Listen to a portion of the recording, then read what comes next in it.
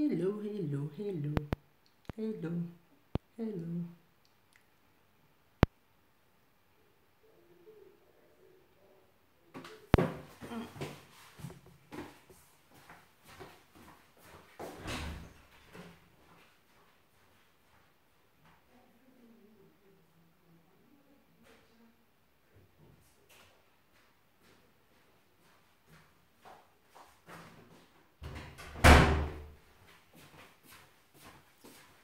Hey, hello, hello, hello, hello, hello, hello.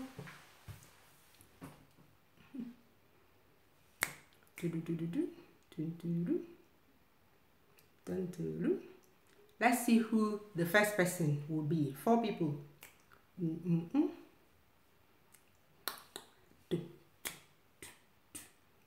Hi, Safia.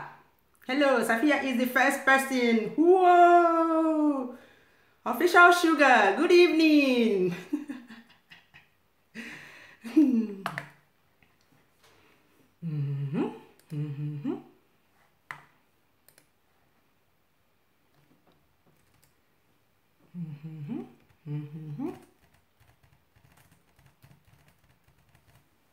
Yeah. Hi, Salami. Hello. Welcome, everybody. Welcome. You're welcome to the live chat.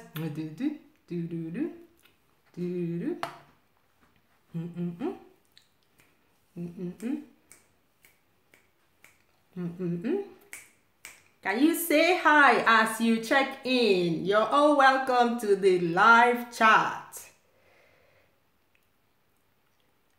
Ahmad Asmal, hello. Leon, hi. Rosie Rose, hi.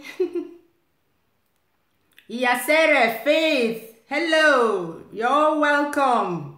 Thank you all for tuning in. Lara, hello. Hello. Chiokonkwo, hi. Lara from Florida. Oh, I hope you guys have recovered or you're on the way to recovery. Lian, yes. It's unbelievable, isn't it? Yeah, it's because I announced this one. Hi, BJ, Garth, he's in his gates with praise. Janet, Pretty Stella, hello from Russia. Yee! Someone from Russia today. You're welcome. We'll start. It's 6:05 Nigerian time. We'll just wait for a few more people and then we'll start. Hello, Oyinda from Wolverhampton. Hello, UK, no? Asma from California. Woohoo. Hi, Janet. Fantastic in the house. You know, yeah, I know. Sucre Candy. Wow. Hi, I love your name. Fantastic Wonder Mother. Bring out your foolscap sheet. Lucia, hi. Justina, hello from New Jersey. Victoria from Spain. Ooh, we're in the same place. You're welcome, Lara. Love and NK Love. Hello. Obikwe Nonyelum. Constance from Houston. Houston is like home to me. Blessing Akombi, Chidi, Lux, GMU, hello. Oh, I'm glad to read that, GMU. Hi, I'm glad to read that. Wow, that's good to read. GMU is saying, okay, I'll be repeating some of the comments as I go on because I discovered that this live chat is not carried over to the video when the video is saved. So GMU is saying that his girlfriend is very proud of him because he can cook delicious food. Well done, GMU, well done. Hello, Moshood. Fantastic. I said you should bring out your foolscap sheet, like your handout. I know that you wrote a foolscap sheet, I know. Bring it on. Nurse Organics, hello. You're amazing too. Ooh, Mommy Sion, Chayoma. What? you're the Chayoma Fatima said that she's the monitor for today. Oh yeah, bring out your paper and start writing the names of noisemakers. Hello, Mrs. Hilary from Italy. Wow. Fatima from France. Hello, nice to meet you too, Moshood. Hi, Chat Lil. Nice to have you here. You're welcome. You're welcome. Nikki Waters. Hi. Hello. Thank you, Justina. We are all wonderful cooks. Once someone shows us how to cook, we can all cook any dish. I tell you, there's nothing difficult. It's the same thing. Most recipes are the same. Just follow just a little bit changes here and there. For instance, with Nigerian food, it's the same process. Just the difference in the ingredients and a little bit of changes here and there, but it's all the same. Hi, Kenezi Igwe from Baltimore. You're welcome. You're welcome. Kenneth said, thank you for teaching me how to make meat pie. You're welcome. It's my pleasure. Tayo Onadeko, lovely to see the face behind all Nigerian recipes. Thank you. Nice to have you here. My face is all over my channel, I tell you. It always surprises me when people say they're seeing my face for the first time. Anyway. Justina, for the you're welcome for the Onubu soup tutorial. You cooked it for your husband and he loves you even more. Woohoo!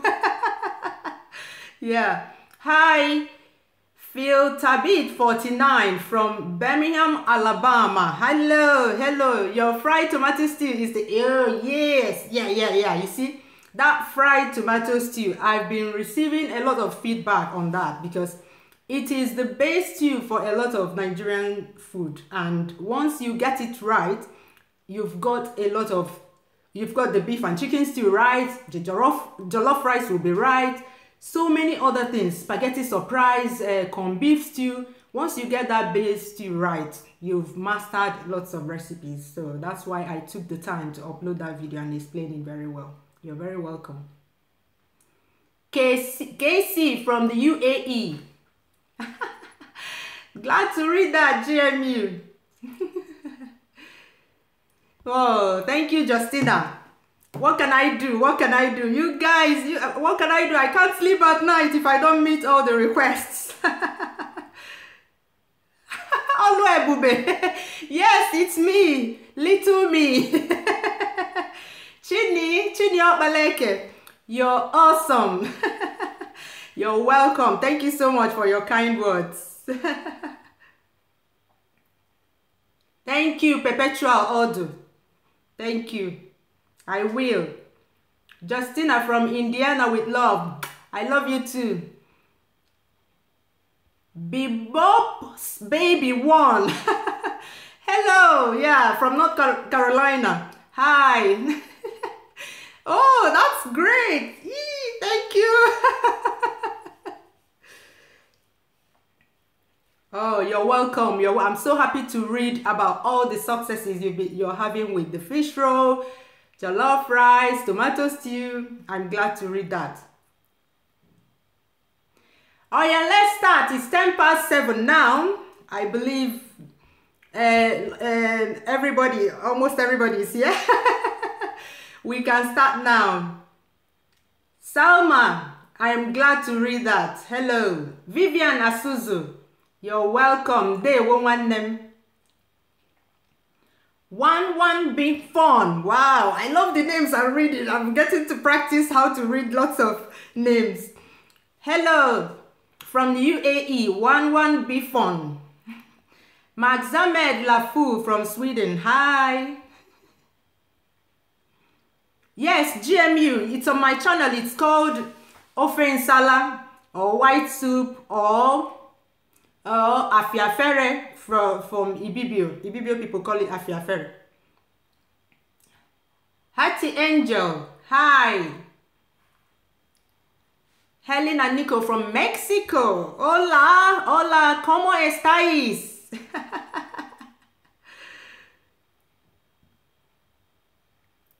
Samira is asking, what's the best easy meal that an American woman can make to steal the heart of her Nigerian guy friend? Oh my God. food that we eat, not snack, right? Where is he from? Where is the guy from, Samira? Chukwu gozegi to Justina. I'm glad to read that. Adebo Wale Oshoba. Tiger nut swallow. Adewale is requesting a tiger nut swallow. I will do that. It's pretty easy, to be honest.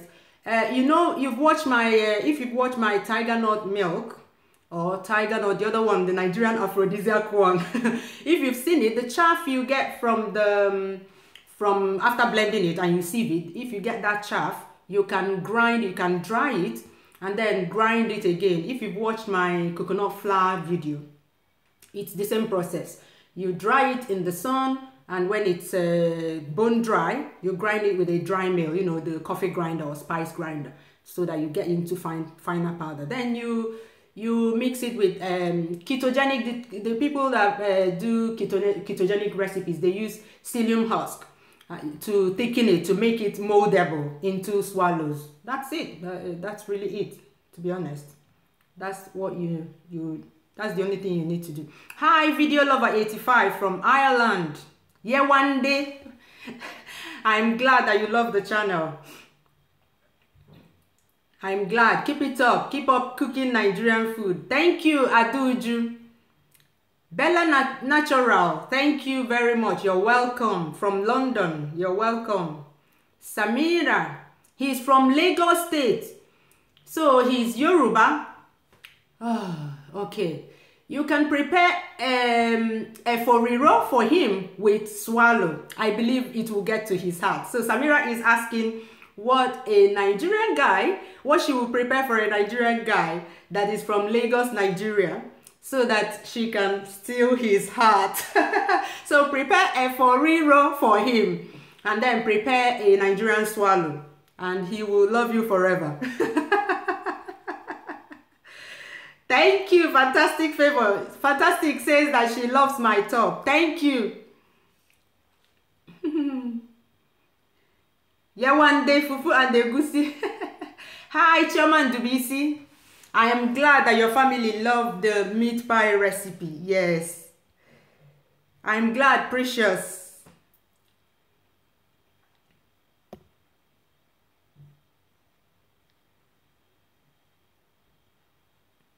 Okay, Leanne's son is 2 and some months old, and they cannot get. Yeah, it bothers me a lot, you know, that people outside Nigeria can't get enough. Like, you people saw my haul video where I showed all the food. I can't exist without Nigerian food, so it always breaks my heart when people can't get Nigerian food ingredients, to be honest.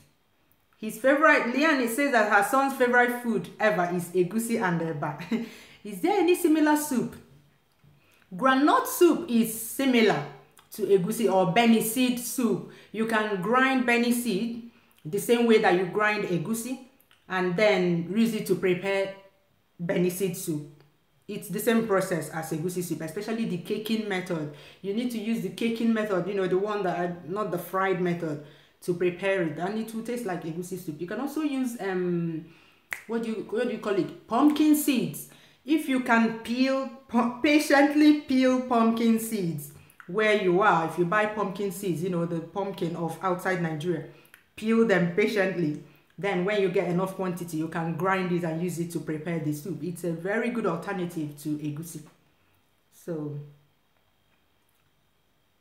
Dalo Max Ahmed from Sweden.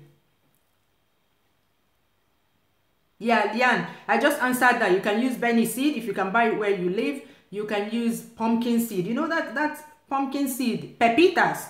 So you can use that.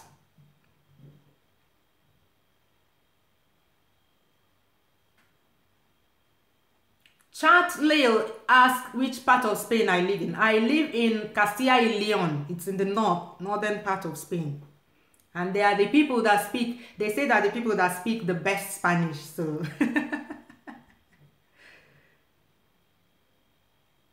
Yes, Chiokonkwo. There's an Ofada Stew video on my channel already. Chi is asking if there's an Ofada Stew video on my channel.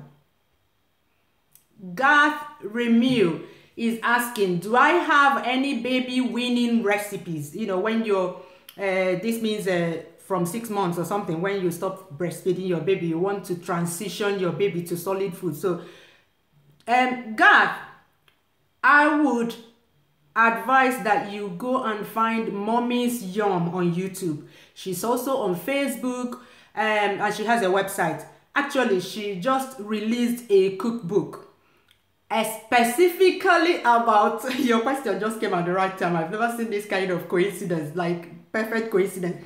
She just released a cookbook specifically about weaning your baby. So you should just go and find her. She's right here. Mommy's Yum, can you comment now so that Garth can see your comments? Because I've seen Mommy's Yum say hello here. So you should go and find Mommy's Yum. She just released a cookbook. She has a website. Her website is dedicated mostly, she talks about Nigerian food, but her website dedicated mostly about taking care of babies. So just go over her. Go over there. She's your woman. Hello, Love Matters is here. Let's pop champagne. Let's pop champagne. You're welcome, Love Matters. You don't know how glad I am that you're here.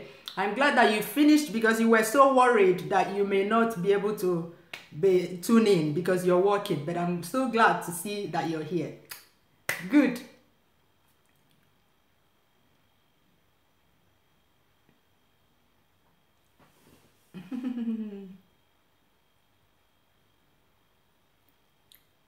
I'm glad to read that. Adewale Oshoba. I'm sorry if I'm mispronouncing all these names. Thank you so much, Bellacious Bella. You guys should start sending in the questions. I'm waiting. I'm ready. Bellacious. I love you too. Thank you. I will. Ifeoma Duru. I thought the easiest thing is to be me, to be real. I can't. If not, I'll be in Nollywood making some cash. If I can act, I love you too. I'll be in Nollywood, you know, making some cash like, you know, all the famous actors and actresses.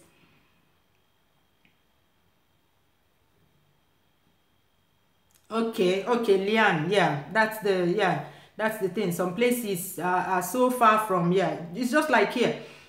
We have, luckily now, the Pakistani shops where I live, they stock Nigerian food, but still not a lot. We are lucky that we share similar food with the South Americans. So sometimes they are selling South American food, but it's like okra. South Americans eat it as well, cassava, South Americans eat it. So we are lucky that there are a lot of South Americans here. So when these Pakistan shops stock food for them, we enjoy the food as well. The nearest place we can actually get Nigerian food, including getting bitter leaf, you know, all these very, very traditional ingredients, is in Victoria. It's like 1 hour drive from where I live, and sometimes they don't even have everything. For instance, last week we did a New Yam festival. The Igbo people where I live, we did a New Yam festival, and it was so difficult for us to get yam. In the whole of this place where we live, there was no yam. We called the woman that we usually buy traditional Nigerian food from in Victoria, Spain, and she said there was no yam, and we were panicking. Like, you can imagine doing a New Yam festival without yam. it would have been crazy. But eventually, one of the shops here, we saw their truck bringing yam, and we had to run there to get the yam before some other people steal away the yam. It was so funny, and at the same time, it was hair raising. So you can imagine, it's not easy.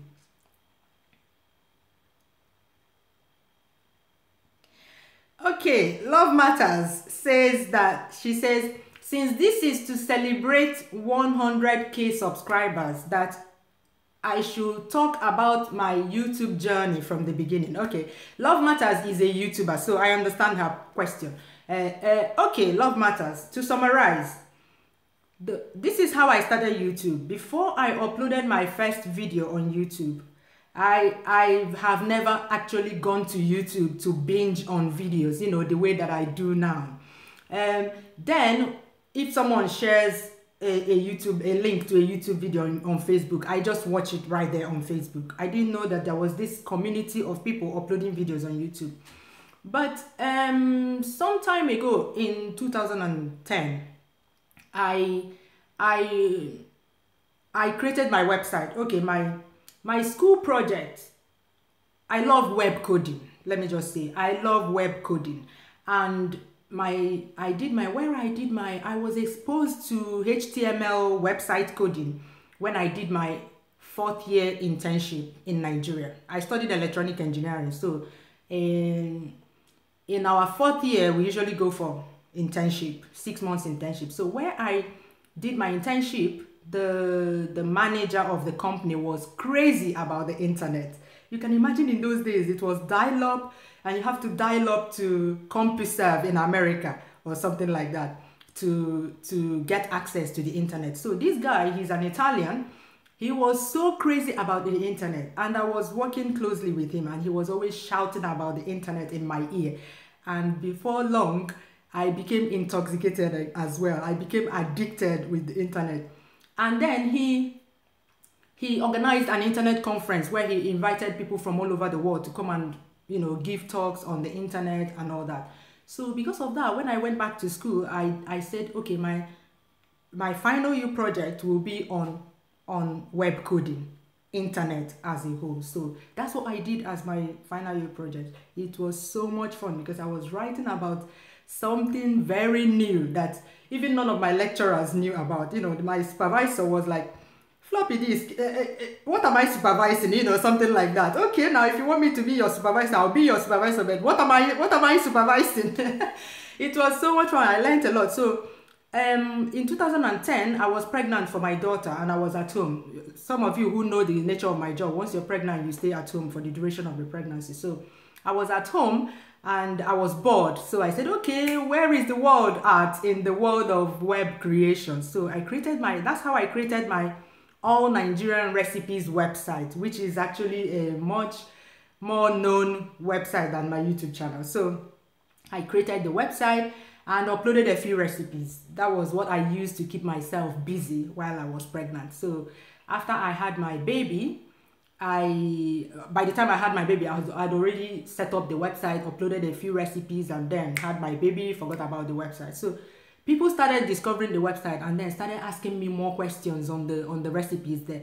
I'm not a recipe writer. I don't even classify as a writer. So I just, you know, I wrote those recipes scantily just to fill up space to see if the web pages that I created would display well, you know, how they displayed. So people were sending me emails asking me questions. So I first of all created a Facebook page so that when they ask questions there, people can reply them. But with time, I found that, for example, for tomato stew, there was no way I would escape not making a video about it, because I couldn't explain any further what the tomato will look like when it's done frying, you know, how we fry our stew in Nigeria. So I had to make a video. So that was how I went to YouTube. I said, okay, let me go to YouTube and get a video and then embed on the website. I went to YouTube and I couldn't find a single video of tomato stew that would explain what I wanted to explain. I had a new baby always crying in my head. So I was forced to make a video myself. That was how I uploaded my first video. Right now, it's not in that order because later YouTube told me I had to delete the video because I used copyright music. You know, I didn't know how to edit a video. I just put some clips together, slapped on some music on it, and uploaded it. And lots of people were happy. They were so happy with the video. They said, oh, this video just answered my question. Now that you can make a video, can you also make a video of meat pie? Can you make a video of pancake, jollof rice? You know, the requests started coming in. And love matters. I hope I summarized. It's a long story. But that's actually how I started uploading videos. Video after video. I still have a long list of requests. And I follow them turn by turn. Like, once I finish this, I say, what am I going to upload this week? Or the one that is receiving the most requests, or the one that someone says, please, if I don't learn how to cook this food, they will send me out of my husband's house. So I'll just put that one to the top of the queue and upload it, you know, something like that. So I hope I answered your question. Love matters. We can chat about it later, because if I continue talking, it will be boring.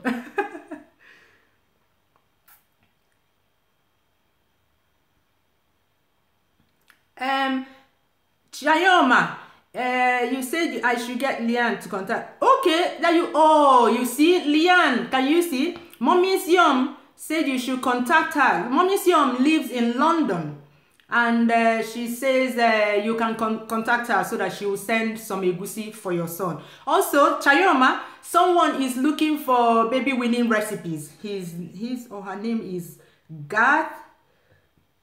I don't know if you can scroll up from your end. Garth Riemo is asking, do you have any baby winning recipes? So Garth, you will see Mommy's Yum comment somewhere below. She's the one for you. She's got you sorted. So please go to her and bug her. Fantastic Favor. My favorite swallow is semolina. To be honest, that's my favorite swallow. It's soft, it's easy to make, and my best soup in the whole wide world is Ora soup. Ora soup is my #1 soup, followed by bitter leaf soup. These two soups, in that order, I can eat them every single day for the rest of my life. I don't care, without a care in the world. So yeah.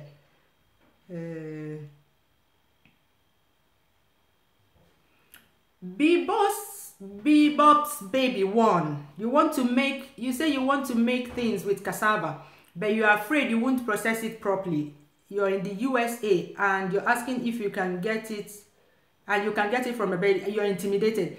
Bebop's baby, I have a recipe on my channel where I am processing cassava. That's yuca, for those of you that speak Spanish.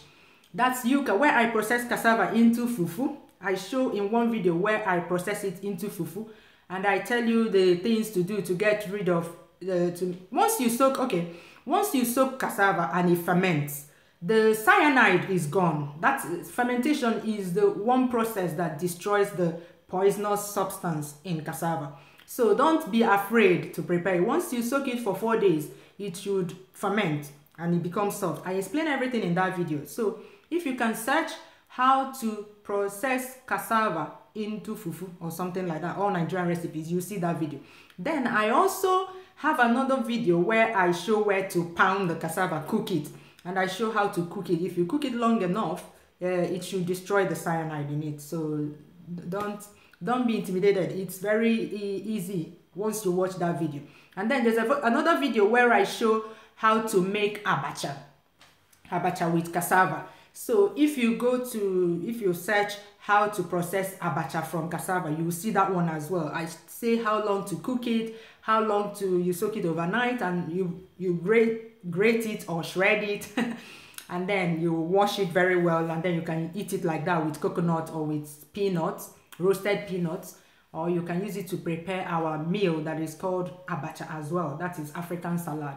So yeah, don't be afraid. Just search for these about 4 videos now, and you will maybe at the end of this video, when it has ended, I would, if I remember, I'll add all these links in the description of the video for easy. But once you search and put all Nigerian recipes there, you will find the video, because I don't think you'll find like how to process abacha. I think I'm the only one. It's only on my channel that you can see that, because I get requests for these kind of videos and I make them anyway, even if it's one person that requests. I enjoy making them, those kinds of videos. Itohan Stephen is asking, hi Stephen from Maryland. Stephen is asking, I'm sorry, I have to repeat the questions because YouTube does not carry over the questions from the live chat to the video when it ends. So that I'm doing this so that someone that is watching on a later date the answers I'm giving will make sense to the person, if you know what I mean. So Stephen is asking what substitute he can use for water leaf for afang soup. The best substitute I found for water leaves, the best, I'm saying the best I found, because our water leaves are so thick, it's very difficult to find a good substitute, but you can use lamb's lettuce. I think that's what it's called in the US. Lamb's lettuce. I like the way it tastes in the food, and the way it's not as thick and water heavy as our water leaf, but what can we do? That's what I use to prepare my vegetable soup, and it works for me, and the taste as well.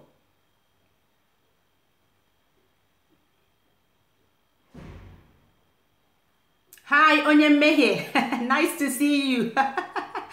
I've told you, you need to change this your name. Onyemehe, you're not a sinner. Kene Zigwe is asking if I have any suggestions for quick recipes that can take about 30 minutes or less for students that don't have enough time in the week to prepare food well. Okay, Kene, there are lots of, for example, yam recipes in Nigeria. Yam recipes cook in no time. And in addition to, quick recipes is relative. I say that because, for example, jollof rice. Yesterday, I cooked jollof rice under 30 minutes. Because there are so many things apart from the pre-preparation and all that. For instance, let me give you an example with jollof rice. Jollof rice, if you cook everything from scratch, it will take you hours and hours to cook jollof rice, because you're frying the tomatoes, you're boiling the hard chicken if you're using hard chicken. But the way I save time with jollof rice is I fry the tomato stew, what I call the tomato stew, the stew base. I always have it in my freezer. I have a video for that, a very detailed video for that. So I prepare the tomato stew and dish it out in single-use portions and put in my freezer. So whenever I want to prepare jollof rice, I know the quantity we use to cook one pot of jollof rice in this house. So that's how I dish them out. So I bring it out in the morning. For instance, if I'm going to cook jollof rice for dinner, I bring it out in the morning, depending on the season. If it's summer, if you bring it out in the afternoon, it will defrost on your kitchen counter by evening, by when you need to prepare it. But if it's in the winter, I'll need to bring it out the day before for it to defrost naturally, because I try to defrost things naturally as much as possible instead of using the microwave oven. So if you prepare your tomato stew and you have a pressure cooker, you can prepare jollof rice in half an hour. That is how I prepare jollof rice in this. Half an hour jollof rice. And you have multiple burners. I always advise that someone, even if you're a student, you have a stove that has at least 2 burners. At least 2 burners. For a family, you need at least 3 burners, to be honest. And you will cook almost every meal in no time. The only meals that will take you so long is, for instance, fried rice, that you have to stay there frying one after the other. But if it's jollof rice, half an hour, my jollof rice is done. I'm cooking chicken in one burner. I'm parboiling rice in another burner. Already my tomato stew is already defrosted. So all I need to do is, once the chicken is done, which is for my pressure cooker, once the pot is pressurized, like when it does shea sound, 5 minutes maximum, the chicken is done. If you sit there, in fact, if I leave it for up to 5 minutes after it has pressurized, I'll need to depressurize it using the tap, because if I leave the pot to depressurize on its own, the chicken will be too soft by the time the pot has finished depressurizing. So that's why I always say quick recipe is relative. And for a student, if you cook jollof rice, you can eat jollof rice. You can keep it in the fridge. It keeps well in the fridge. It doesn't keep well in the freezer. For me, once I put jollof rice in the freezer and it comes out, no, I don't like it. It tastes like cardboard to me, so I don't advise that. But you can put it in the freezer and you can change what you eat it with. You can eat it with Nigerian salad. Today you can eat it with avocado. The next day I can have jollof rice for dinner 3 days in a row, and I change the side dishes, and you won't even know that you're eating only jollof rice. Just change the side dishes. So that's jollof rice. Other recipes that you can prepare instantly, like, is yam recipes. But the problem with yam recipes is that they don't keep well in the freezer. If you keep yam, they don't store well. If you keep yam in the freezer, when it comes out, it's gone. especially if it's yam porridge, you can keep raw yam. Yeah, because here what we do is we buy yam in large quantity, we can peel it, dice it, put it in the freezer, it's fine. But once you cook it and put it in the freezer, no, it's gone. Another thing is our soups, Nigerian soups, keep well in the freezer. So one day when you have time, you can prepare soup in large quantities, dish in single-use containers and put in your freezer. And whenever you want to eat, it's a matter of making semolina or making gari, if it's gari that you eat, and then bring out your soup, defrost. For instance, if you're going to school in the morning and you want to have swallow for lunch or dinner, you bring out the soup from the freezer, keep it on your kitchen counter. By the time you come back, it would have thawed thawed, and then you just warm it up, warm a little that you need to eat. So this is how I save time cooking Nigerian food, because if you start everything from scratch every single day, no, our food, because we cook food from scratch, takes a long time. So you need to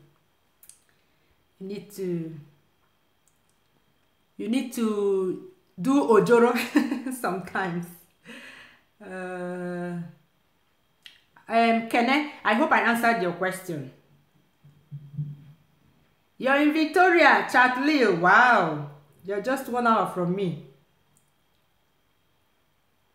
Fantastic, I've answered that. I hope you're happy with my answer.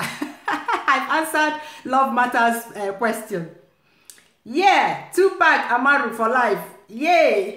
Tupac is saying Igbo Kwenu. Yeah, it's my Igbo brother. Hi, Moshood.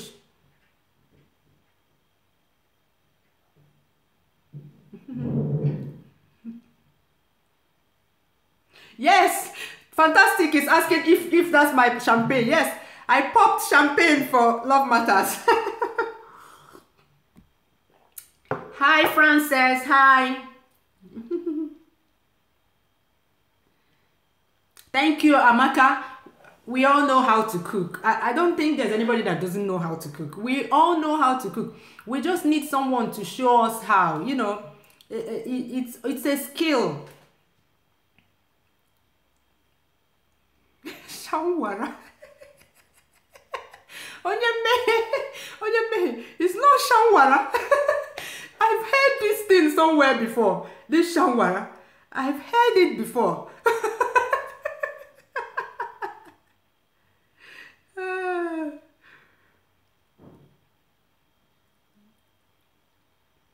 Video Lover 85 is asking, what is my favorite food to make and eat? Okay, my favorite food to prepare is jollof rice. Yeah, that's my favorite food to prepare, because like I just answered, was it Kene that I just answered about making jollof rice? With jollof rice, I already have the tomato stew prepared. Even if it's coconut jollof rice that I'm making, I always have my coconut milk made and sitting in the freezer. So it's a matter of parboiling the rice and cooking the chicken in my pressure cooker, and it gets done in no time. And before you know it, I'm out of the kitchen. But any other thing I'm cooking, I stay too long in the kitchen. And all these, they require a lot of washing up. I don't like washing up. And my favorite food to eat is semolina and ora soup. That's my favorite food to eat in the world, because yeah, you swallow it. I don't like chewing. For instance, I can finish eating, I may not eat the meat. So that's how to tell you that I'm so lazy about chewing. Hi, Jamilat. From the Truck Nation. Is that what Canada is known by? You're welcome. You're welcome. Justina Adesian is asking if baking soda can be used to soften dry bitter leaf. Yes, baking soda has food tenderizing qualities, so you can use it, but I've never tried it, and I don't know the quantity you need to do that, but it has food softening qualities, because with the cassava, if you watch my processing cassava into fufu video, I talked about using baking soda to soften the cassava if it doesn't ferment within 4 days. Because here, the food, the cassava they sell to us here, they bring it all the way from South America. So by the time it travels all that way to this place, it's no longer fresh. So sometimes if you put it in the water to ferment, after 4 days, it's still not, it hasn't done anything. So you need a catalyst. So you can try using that. It should work, but I don't know the quantity. You may need to add a lot more quantity than the potash that we use, the edible potash we use for that. GB, I live in Spain.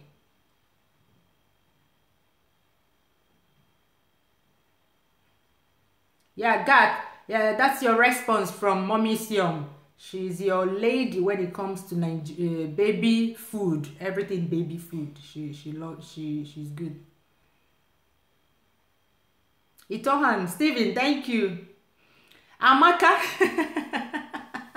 do you know I have, Amaka is asking how we cook achichede. Amaka, do you know I have a video of achichede sitting on my laptop here?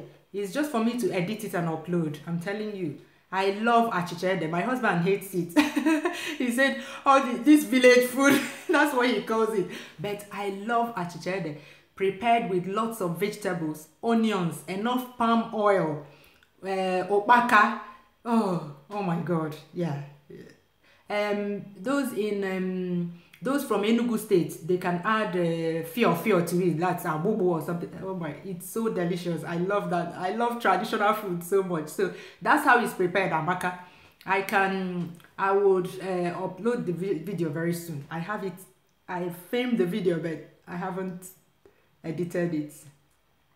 Angela Amadi, hi, welcome. No, I have not made fufu using plantain. No, I have not. It's not on my channel. I know that it's in the request somewhere there, but yeah, I haven't. I can upload that. Can go and I hope I'll remember. Yeah, I'll watch this video again anyway. Kenezi, yes, I have a job outside YouTube. I work in oil exploration. I have a video on YouTube about my job. It's just go and search on YouTube, go and search follow me to work, James Bond style, and you will see a video about my work. So yes, I have a job outside YouTube. Yes, Samira, that's the spelling of Eforiro. Yes, that's the spelling.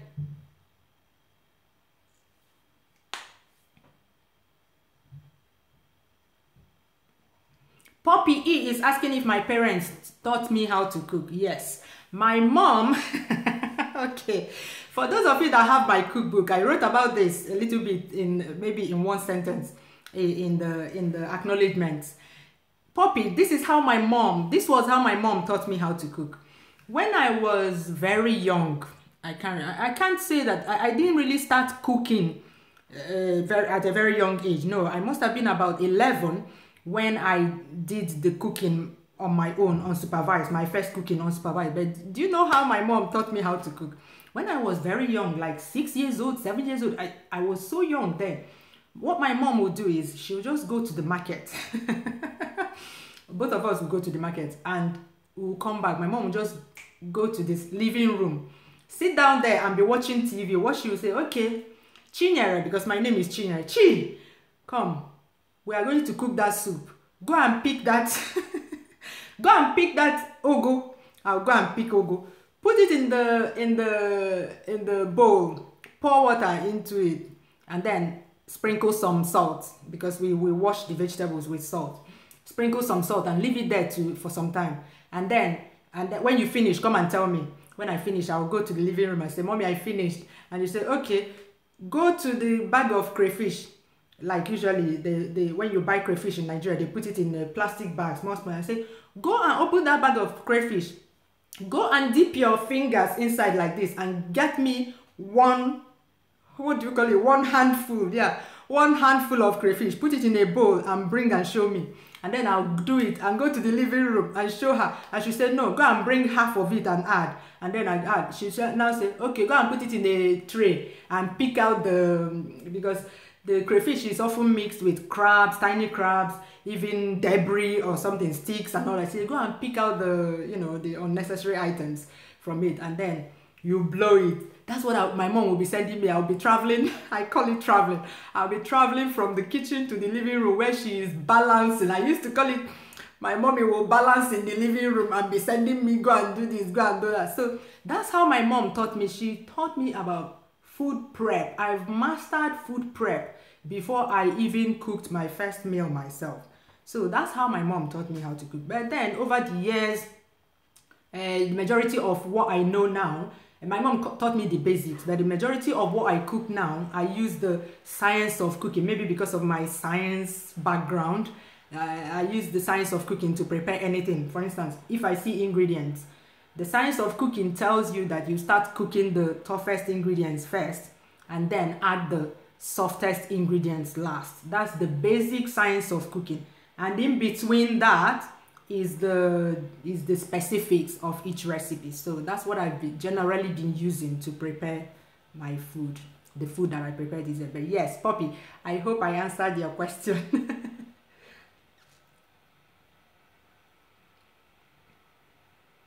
Yeah, Leanne, please contact her. She's on this thread somewhere. Fantastic. You're asking where my kids are. They're having their siesta. They're having a late siesta because, you know, tomorrow is, I've heard someone moving around. I think they're awake now, but they're probably still sleepwalking. So, so yeah, they're just waking up. It's because today is Saturday, so they can sleep late today because tomorrow is Sunday, so it's fine.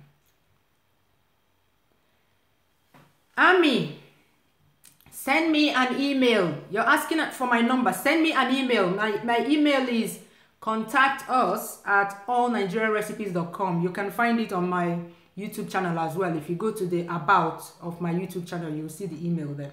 Send me an email. Chris McDonald is asking, how come Igbo women cannot cook? Please. I am Igbo, so I don't know. I don't know about that.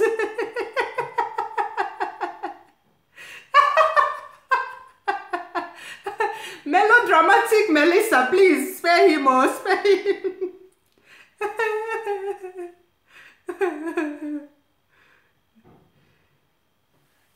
Yes, you're welcome. Fantastic. That's what I apply to. That's how I cook jollof rice all the time. I mean, jollof rice doesn't take a lot of time to cook. For instance, in Nigeria, when there's going to be a traditional wedding, for instance, they don't start cooking the jollof rice on that day. No, they don't. They start cooking the day before. They actually cook the beef the day before, like late in the evening.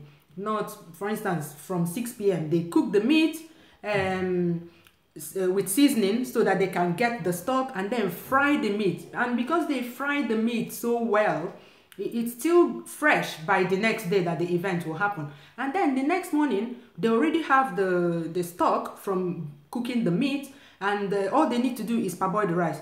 And then before you know it, the food is done and the women will just go and get ready for the event.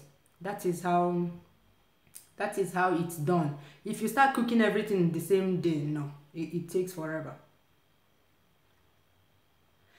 Ernestina, this video will still be available to watch. The tip is that when you want to cook jollof rice, it's best not to start cooking everything from scratch.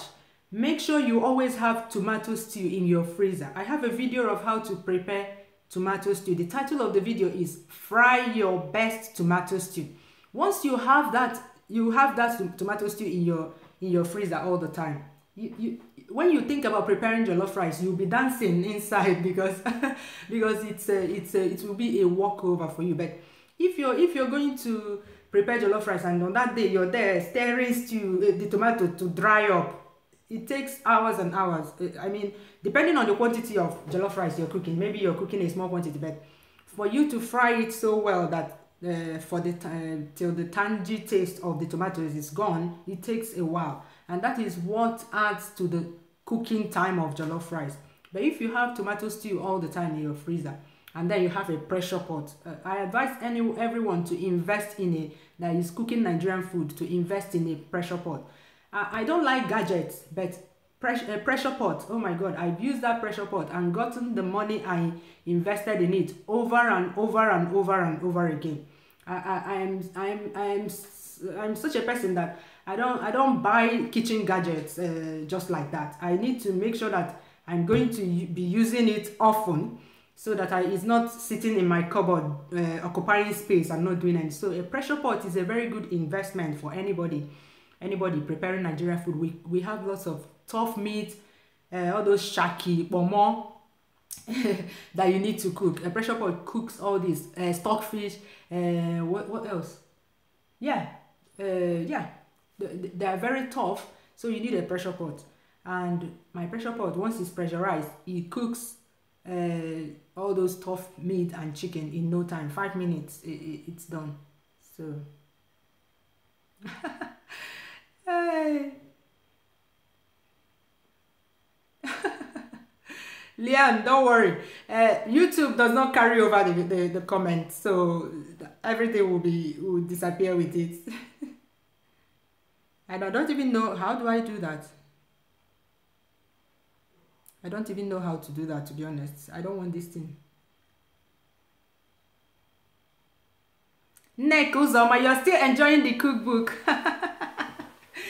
I am glad, yes. I am glad.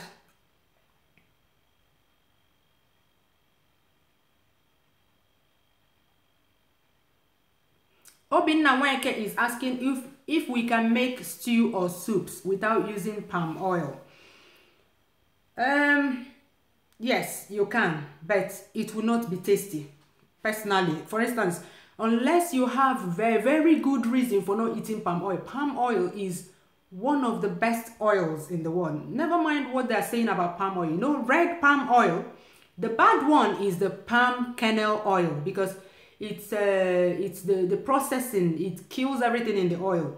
Palm kernel oil is the bad one, is the bad guy. But red palm oil, researchers give it a huge thumbs up. Red palm oil. So I don't know the reason why you don't want to use palm oil, but yes, you can prepare soups. For instance, bitter leaf soup, you cannot prepare it without palm oil. To be honest, it will be like, it won't taste good. But okra soup, egusi soup, you can prepare egusi soup without palm oil. You can prepare okra soup without palm oil.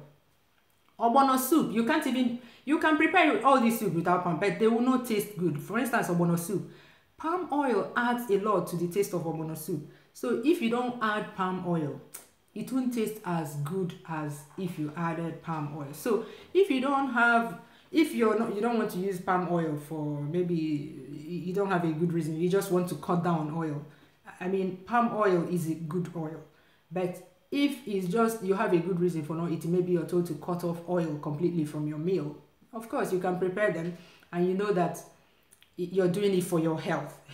But for any other reason, just add palm oil. Like I said, okra soup, egusi soup, you can prepare them without palm oil and they will be tasty. Because for instance, egusi soup has oil, has its own oil. In fact, if you cook egusi long enough, you will see the oil seep to the surface. So it has its own oil.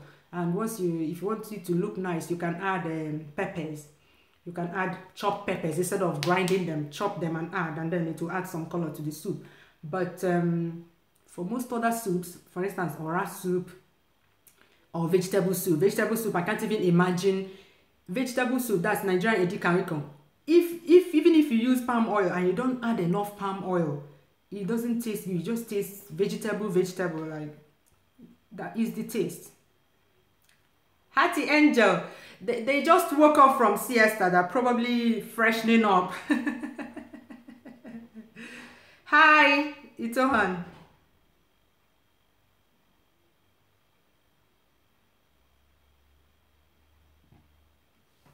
Stella Emelife is asking what the basic kitchen tools a new bride needs in her kitchen. Number one, you need a okay, kitchen tools now. Are you talking about like electronic gadgets, kitchen equipment? Okay, number one thing you need is a stove, when I say stove, I mean gas cooker, because kerosene stove, no. A cooker with at least 2 burners, because you are a new bride. It's just probably or hopefully just you and your husband. So you need a cooker with at least 2 burners. It will save your life. If you have the money, buy the one with 4 burners straight off from the get-go, because very soon, once the kids start coming, you will need the one with 4 burners. For instance, in this house, sometimes I and my husband, not sometimes, most times, I and my husband eat a different thing, and my kids eat a different thing. In fact, sometimes my daughter requests a different thing for dinner, and I don't try to indulge them so much, but you know, sometimes, just to get them to eat. They're eating much better now, but when they were very picky, when they were younger and very picky, I used to give them whatever they asked for, just to get food in their stomach first. So sometimes you find me cooking something else for me and my husband, and preparing another thing for them. So if you have the money, just straight up invest in a burner in a cooker with 4 burners. That's the number one thing you need. You need a fridge, and you need a freezer. I mean, there's a stand fridge. I have a stand fridge here with a small freezer, but I have a deep freezer. As a Nigerian, you need, if you'll be doing strictly Nigerian cooking, we store a lot of our food, soups, and all these like tomato stew that I keep talking about. You can prepare meat pie and store in the freezer. You can prepare moi moi and store in the freezer. All these things store well in the freezer to save you time. So you need a deep freezer. It's in fact, in those days, when a bride is going back to her husband's house after the wedding, a freezer is usually one of the presents that her family buy for her. So you need a deep freezer. You need a blender. When it comes to the small, these are the major gadgets: the cooker and the deep freezer. You need a blender. Like, even if you don't have any other thing that grinds something, you need a blender. A pressure pot. You need a pressure pot. Like I just said a few minutes ago. Pressure pot, if you're cooking Nigerian food though, a lot. All these our tough ingredients, we usually use hard chicken to cook. A pressure pot destroys it in no time. Shaki, pomo, stockfish, you use a pressure pot for all those. So a pressure pot is good. I'm talking about essential ones. Okay, and then of course you need all the other small things: knives and chopping boards, chopping boards. What else? What else do I have in this house? I don't have a lot of. You need a microwave oven. I don't have a lot of gadgets, and I get by, even though it may seem I'm always cooking.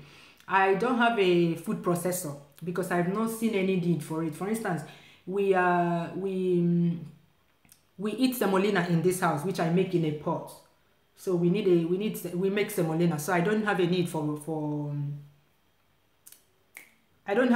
food processor.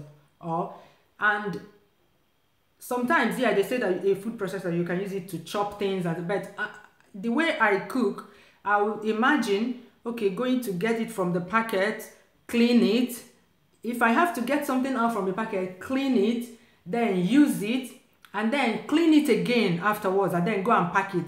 I'll add up all those times it takes me to do all those things, and then compare, okay, if I'm using a chopping board and a knife to chop these onions, which one is easier for me? So that's how I think before so you can make a pounded yam in a food processor, so, or a stand mixer. So if you're making pounded yam every single day, you need a stand mixer or a food processor for that. But if you're eating semolina, personally, I don't think you need a food processor unless you have a restaurant. If you're running a restaurant or a food delivery service, then you can buy that. What else? What else? Yeah, you need a dry mill. What I call a dry mill is a spice grinder or a coffee grinder. The one I use here, it's in most of my videos. You see me using it in a lot of my videos. It's a spice grinder for grinding crayfish, ogbono, egusi. And then you need a set of pots. You need a big pot. Like I've been planning to make a video about my pots, but there's never a time to, like, you need a set of pots, all different steps, and it says sets, like different sizes of a set. The smallest one, the semi-small, and then it has to be for a Nigerian kitchen. it needs to be original stainless steel pot. That's how you do it. So that because for our food, it's not, you can't successfully prepare most of our foods with non-stick pots. You know those pots with lining inside? No, it's not good for cooking jollof rice. If you use it to cook jollof rice, it will burn. What else? There are some things, if you're cooking okwa in such pots, the okwa will never get done as well because of the Teflon. So you need to buy the 1810 chromium original stainless steel pots. I hope I've covered everything. That's all I have in this house, to be honest. And then optionally, depending on if you bake all the time, you need a hand mixer or a stand mixer, depending on the one that. What else? Nothing really. I bought a deep fryer, and after some time I had to wash it and pack it up. I'm not using it anymore. It's one of the investments I've regretted in my life, in my cooking life. It's very easy to, it's not very easy to keep it clean, and you find that you pour, it's a waste, it causes waste. You pour lots of oil inside there, and then you want to, after frying plantain, you want to fry chin chin, and then you find out that you can't use that same oil. You have to pour out all that oil, which is about 2 liters of oil. So like these ones I mentioned are what I have in my home. I don't have any other thing really.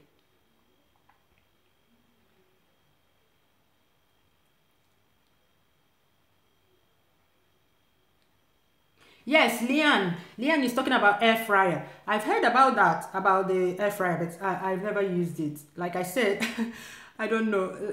Before I buy a gadget, I have to think it and think it and think it. I'm like, how many things can I use this thing to fry now, or to cook? Or how often can I use it? And if it's not very often, it's not there.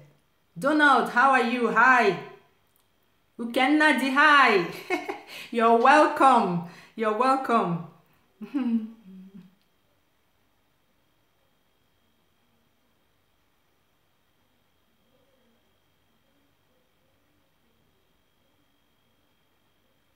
Thank you, Oris. Thank you.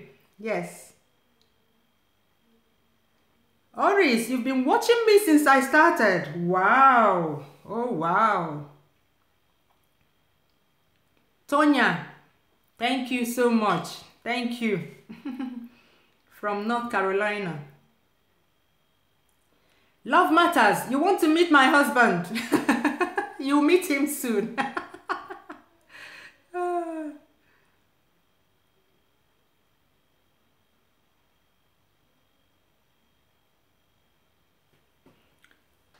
Ras Progress is asking if I can cook a stew with atama leaves and smoked turkey.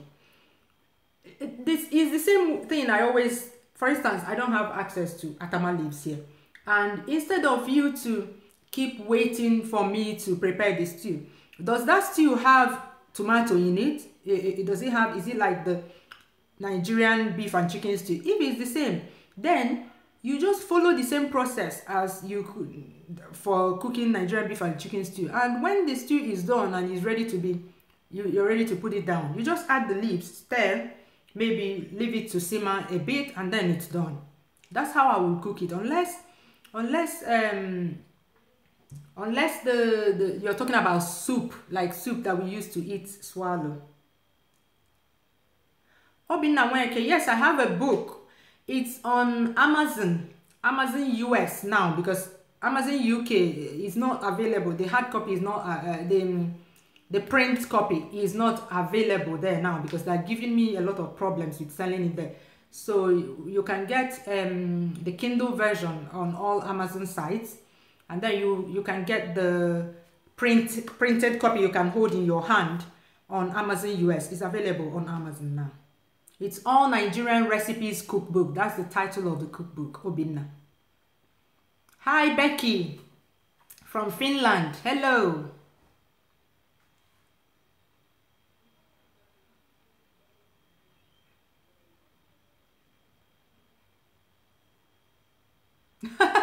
Fantastic. Yes, you don't know.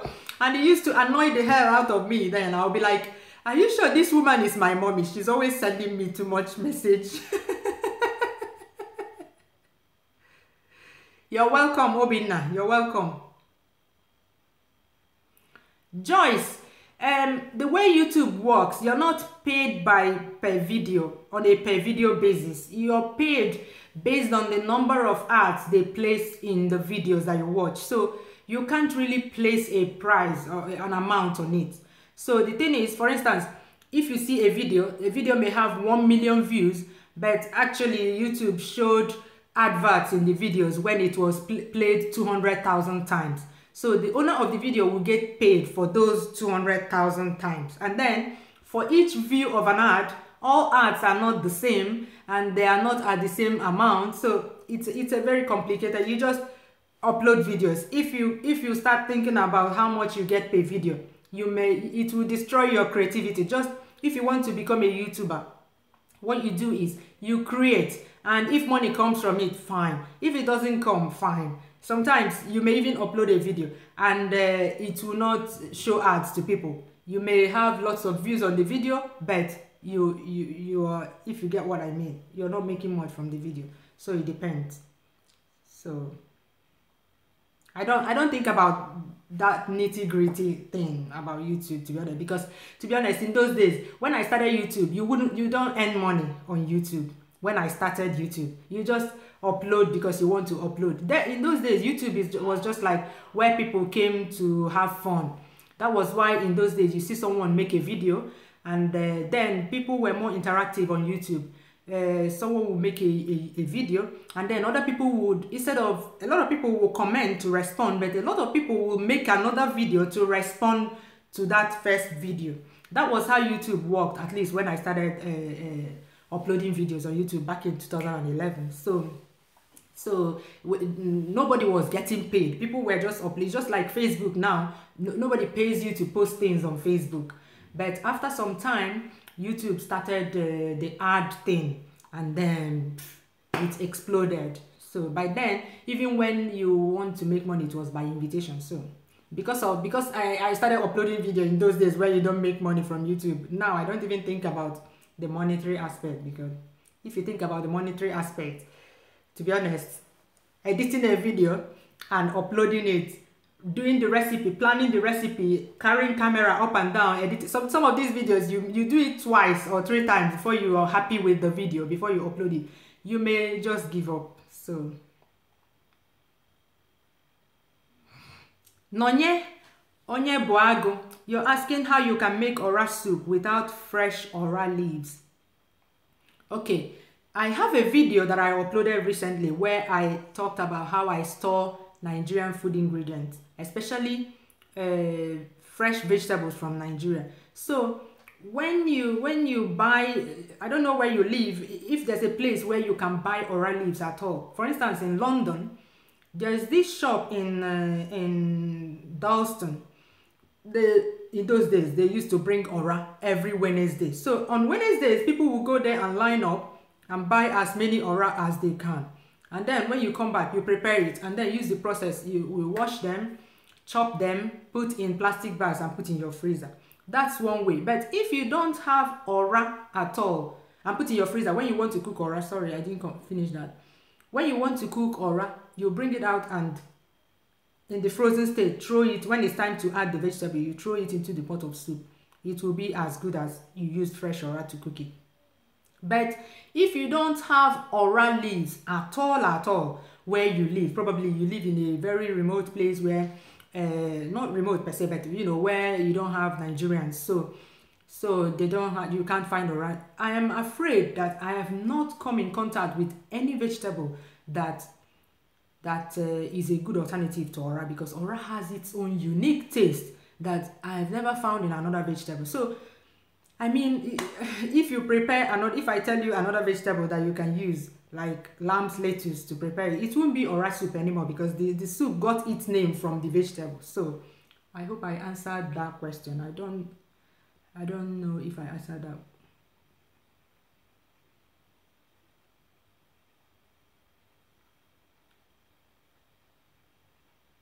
Obinna, search for, oh, this is my cookbook. I don't know, this is the other way around, but search for all Nigerian recipes. This is the other way around. This is my cookbook. This. is my cookbook. This. It's on Amazon.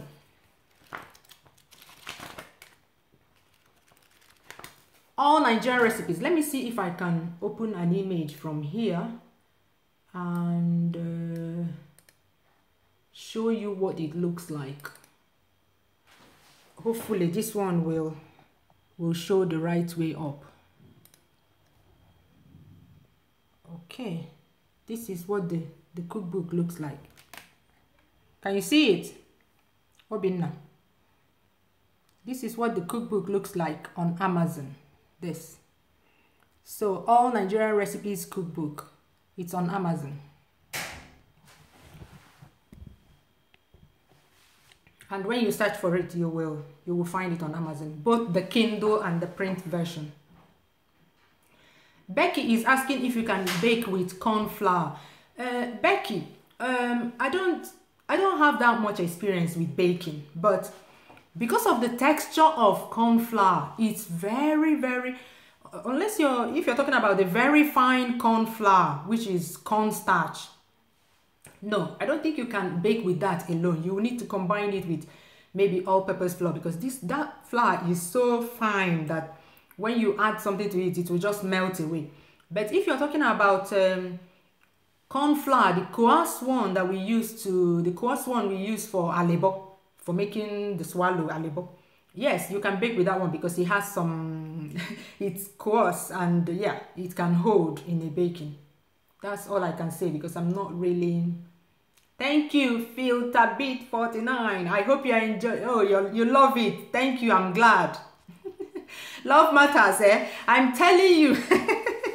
They send me messages so that I won't die.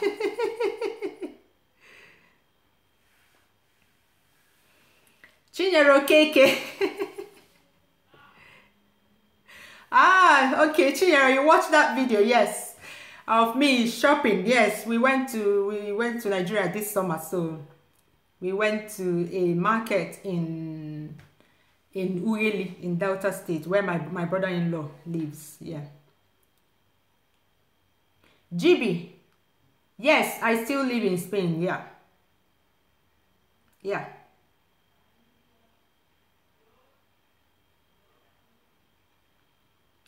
You're awesome, Obinna. Thank you. My Bo. How are you? Welcome on board. How are you, Bo? Nice to see you.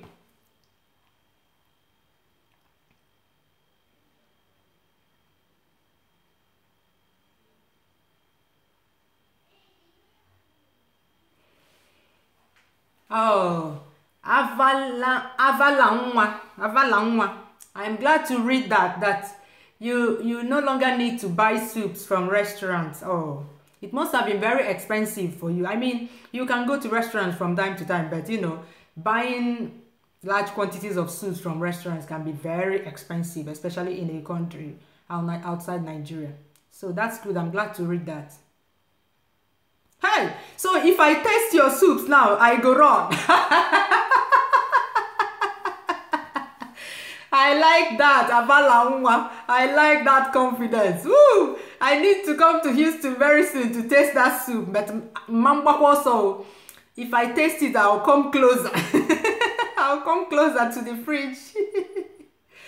Nice to see you too, Bo, my person. Oh, Abby.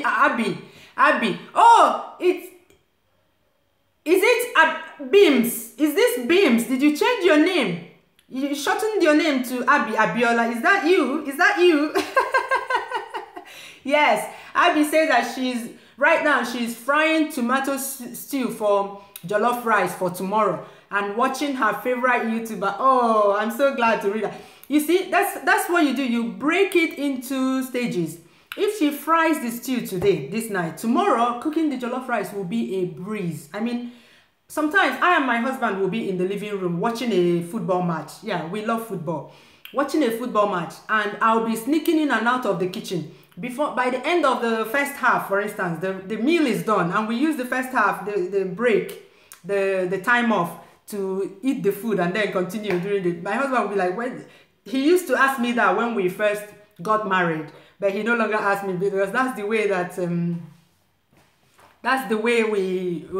I prepare food, and you won't even know. I'll have guests and I'll be sneaking in and out, and before you know it, it's done. Once everything is, all you need to do is add it to the pot, and you won't even know that you cooked jollof rice.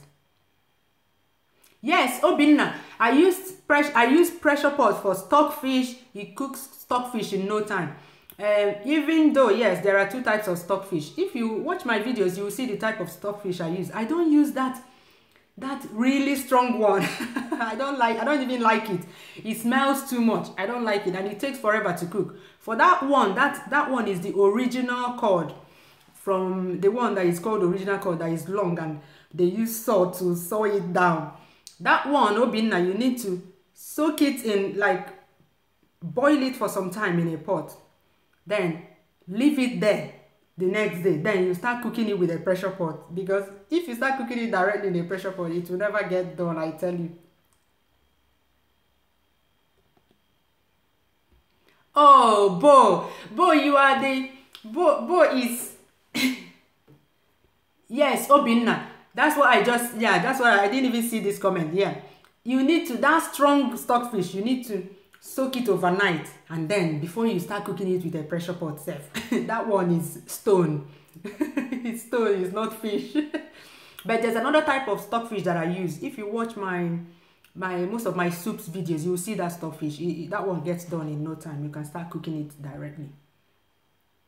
Oh, Bo, Bo has been following my website, Facebook from the very first day, and yes, I feel like I've met Bo. So she says that a signed copy of my cookbook sits in pride of place on our bookshelf next to my daughter's hundreds of baking recipes videos. Yes, I follow her daughter on Instagram. Her daughter is a great baker.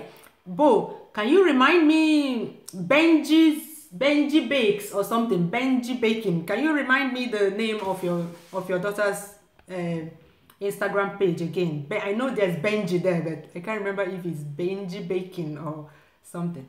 Her daughter makes very nice cakes.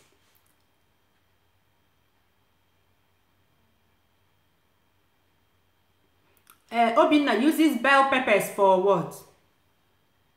Hi, Omolola Adetunji, welcome on board. Hi, Bacon01.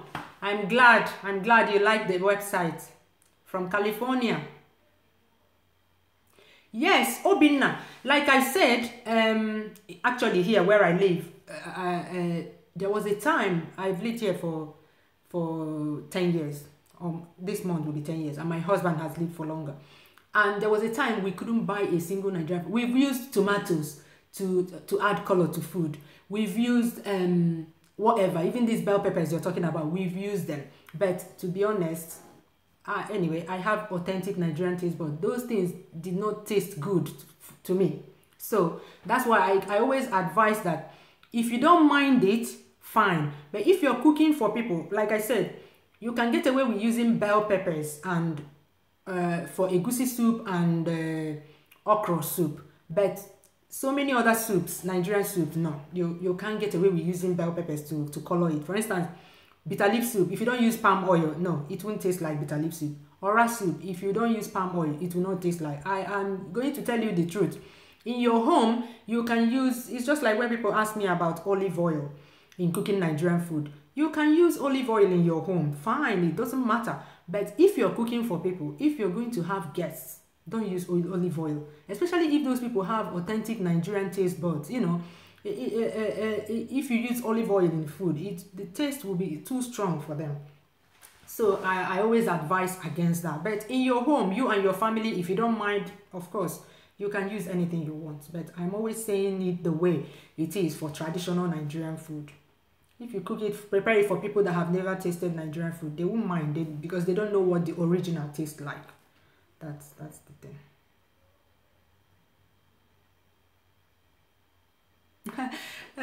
Hi, Jane. Hi, Becky. Becky, I've said hi to you before. I think this comment is coming back, some of them. Hi, Jane Obimon. Onyemehe asks, when you're away to the oil rig, can your husband cook the involved meals like soup? Okay, Onyemehe, the way we do that, because Nigerian food stores very well in the freezer. I cook before I travel. I cook everything that can store well in the freezer. I cook stew. That's why I always say that a Nigerian needs a freezer, a big freezer. So I cook stew, pack for them because I usually go away for 5 weeks at a time. So I cook stew, I cook soup, I cook my son's soup. My son likes light, very light ogbono soup. I cook it for him. I cook egusi soup. I cook all kinds of soup and put them in containers and store in the freezer. So all my husband does when I'm away, of course, my husband claims that he can cook. He can only cook what he can eat. I mean, he's not a bad cook. Actually, he's a good cook. There are some things that he cooks better than I do, and some things that he was cooking as a bachelor that he taught me how to cook. And yeah, he can cook, but I want, when I'm away, he will focus on the kids and, you know, not trying to juggle his job, cooking, like you said, cooking in the involved meals. Yeah, no, I don't want him to be doing that. So all he needs to do is warm the soup, make semolina, or boil rice to eat, or take this tomato stew, the base one, because I have the base tomato stew, and then I have like chicken and beef stew as well. So he used the base one, prepare jollof rice when he needs to prepare. So this is the kind of cooking he does when I'm not here, because he's already like involved with the kids. No, fantastic. I mean, a gadget, fantastic is saying our grannies. We can't go back to grinding stone, you know. But the thing is, I always say, make sure that you need that kitchen gadget before you buy it, because I see a lot of hyping for this. But the truth is that some people will not tell you that they never ever use that thing. They've bought it fine, but they hardly use it, because I'm so lazy going to bring out something that is in a box somewhere, bring it out, wash it first, use it, and then wash it again and go and put it back. No, I'd rather use a chopping board. So we should use whichever works for us. I mean, if somebody is happy bringing out a food processor and doing all this washing and before they chop one onion, fine, you can buy it if they want. But for me, no, I don't have that kind of space to be keeping something that I don't use often. Okay, Leanne, nice to have you here. Nice to have you. Bye. Say hi to your son and your husband.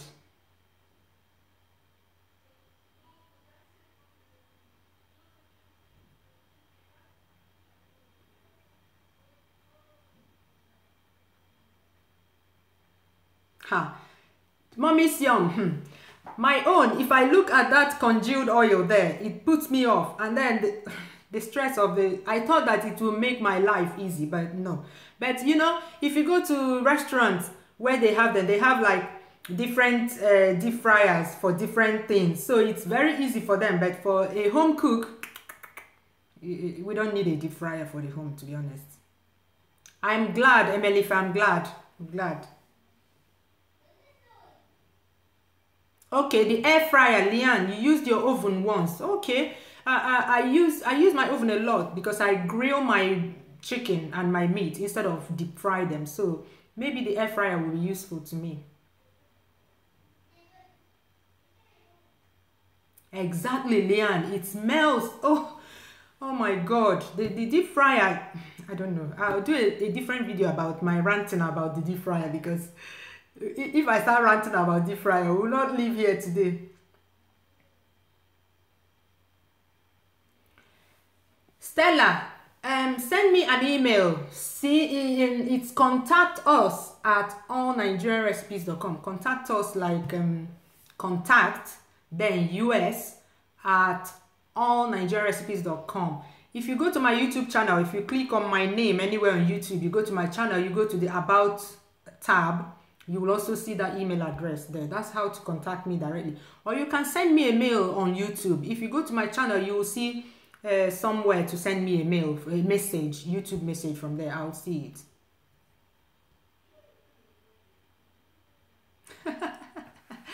Fantastic. So everybody is a unanimous agreement. Everybody sees that deep fryer is useless in the home. Okay. Hey, it's Uhuru. Thank you so much. You're Tanzanian living in Nigeria. Wow. And this is your my channel is your go-to place for Nigerian recipes. I'm glad. I hope you're able to find Nigerian food ingredients. Okay, you're in Nigeria. You're in Nigeria, so no, you don't live in Tanzania. So fine, you're sorted. You're even better than I am.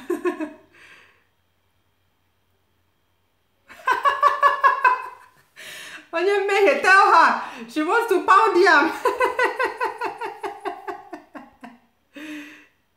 Faith, I'm glad you love the recipes. Yeah, if you live in the US, go check it out on Amazon. It's there. The Kindle or the print version, they are there.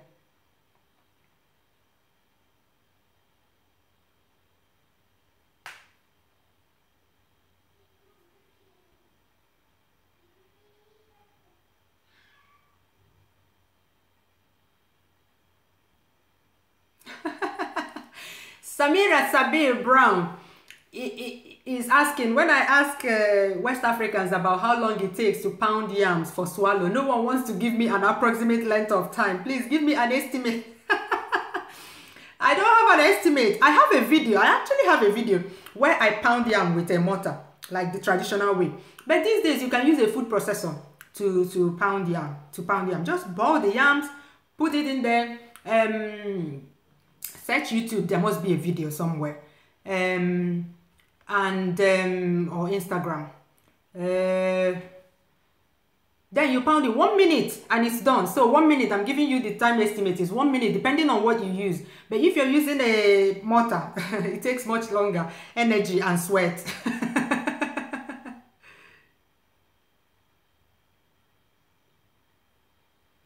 Did it, Sarah? It showed the right way up. Really? Okay, that's good to know. Thank you for the feedback, because when I showed it, I saw it the other way around from my view. So good. But when I showed it on the computer, it showed the right way for me. But the one I held in my hand looked the other way from my view. Okay, thanks. Good to know. So that next time I won't freak out if I'm showing something and it's showing the other way around. Thank you, Sarah, for that information. Omolola is asking what my Igbo name is. My Igbo name is Chinyere. Chinyere means a gift from God. That's because all our names have meanings. So that's my Igbo name. You're welcome, Nonye. You're welcome. Yes. If you can get from Nigeria, Nonye is talking about oral leaves, how to preserve oral leaves. Yes, I have a video for that. It's quite recent. I think I uploaded the video last month in August. So if you go to my channel now and look at my recent uploads, you will see that video about preserving Nigerian food ingredients. That is the way you do it. I came back from Nigeria with lots of oral leaves, and then just wash them, slice, and put in your freezer in small packs, like single-use packs, so that the day you want to use them, you just tear off the plastic bag and throw it in when it's time to add ora, you throw it into the pot of ora soup, and it's like the color is the same green because you froze them while they were still green. So long as the freezer is working all the time, it's the same. The flavor, ora flavor, is still there. Hi, Sveta Mark from Ukraine. I'm glad you love the channel. Everything looks so neat, clean, and always very tasty. Thank you. I don't like a lot of clutter. That is why I was talking about gadgets earlier. If I don't find any use for anything, that's why I like a lot of cupboards.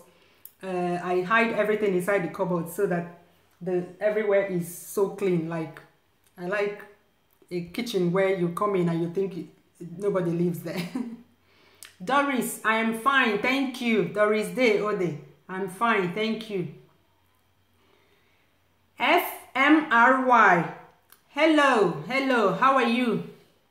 You're Cameroonian. Thank you so much.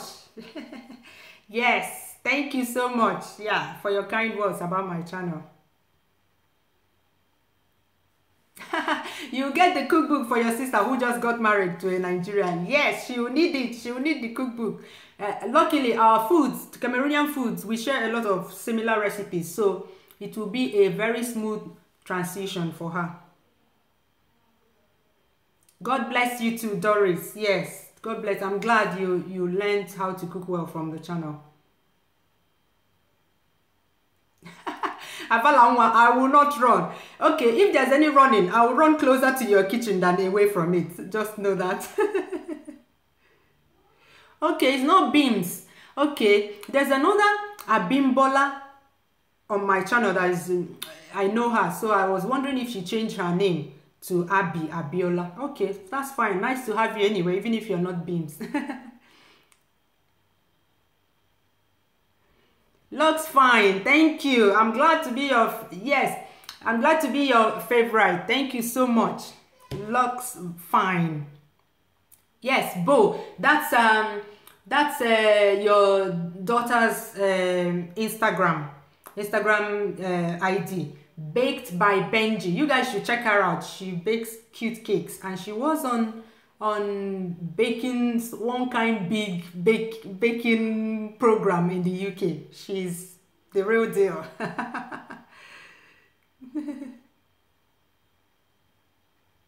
Yes, I follow her too. I'm not a baker, but I like to feast my eyes on good things. Onyu hiara, odema. Najin, I'm fine, thank you. Hi, Tobechi Okorie. Looks fine. Of course, your children will love my cooking, but mommy's cooking is always the best. In Igbo, we say, in Igbo, we say it means there's no one whose mother's soup is not the best, something like that. Nice to see you too, Tobechi Okorie. Yes, please do, Bo, please do. I will. Thank you. Bless you too. Obina, I'm glad to have been of help. Barnaby buckwheat. I already have a beef stew recipe on my channel. I used chicken and beef in the stew, but yeah, if you're preparing only with beef, just use only beef and it's the same process. I have it. Nigerian beef and chicken stew. That's the title of the video on my channel. Najnin Begnum is asking where I learned how to cook. I learned how to cook from my mom. You know, in growing up in Nigeria, I mean, my mom had me do food prep for a long time, even before I cooked my own meals. So yeah, I started early. Kosite, welcome on board. No problem. It will be available for later. I'm just answering questions. Yes, Ernestina, Messi. If you don't hold yourself, you will buy every kitchen equipment that you see in the market, and you end up not using half of them. I mean, I am not even with other things about buying things, even about buying clothes, not just kitchen. I'm like that with everything. Before I buy something, I really have to think about how often how many of my clothes will this handbag go with, or will this shoe go with before I buy it. That's how I buy things, everything.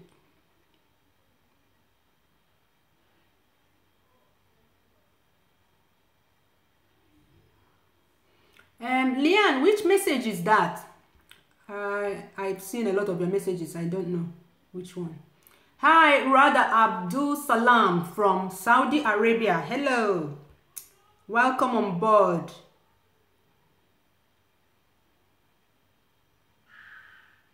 Okay, Leanne, thanks. I think this is the message you're talking about the air fryer.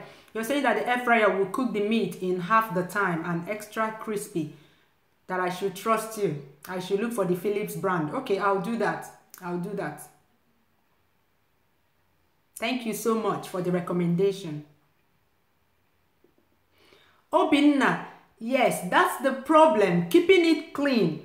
So are you saying that you pour all that oil? Okay, for my own deep fryer, you have to, there's a minimum depth of oil that you have to pour. And that's usually like 2 liters of oil for me before it gets to that minimum line.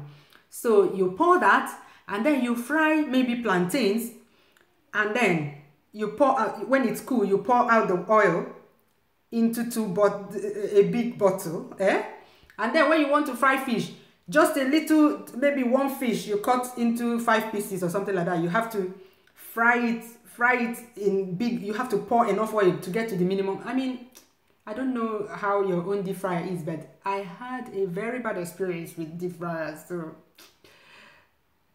and the keeping it clean part, oh my god. Once the oil cools down, you will find this congealed part that you actually have to scrub. I don't know.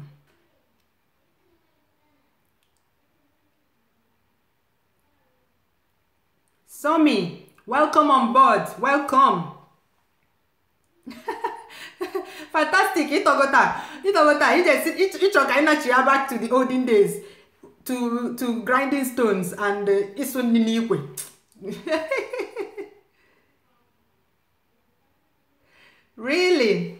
That's good. So you're my namesake, Lian. Good. My namesake. Now I know. Thanks for telling me. Emmanuel, yes, I am. I'm glad that I'm a gift from God to you. Yes, Omolola, I do that, and it works. But there's a trick to it. Anyway, I feel it's a trick, but because I peel it when I buy yam, because here I started doing that when you buy yam here. Before you know it, if you keep it in your kitchen, before you know it started going bad. So what we do is you peel it the day you buy it, then cut it into the size that you usually cook the porridge with, if you're going to use it for beans porridge or yam porridge, and then you put it in Ziploc bags and put it in the freezer. The day you want to cook it, boil water in the pot, then take the yam, put the yam into the pot in its frozen state. That's because if you leave it to defrost, it becomes like foam, like kind of foam. If you press it, it will be like foam, like styrofoam. So I found that putting it directly into the boiling pot of water in its frozen state keeps it, it tastes like normal yam that you just peeled and cut that day. So that's a tip that you may find helpful. Ukenna the kitchen. It's right now it's 20 minutes to 9. Ooh, that means we've been on for more than 1.5 hours. I'm glad, Cosite. I'm glad you're enjoying. I'm glad. Yes, Wichal Rangai, we're on the same time zone.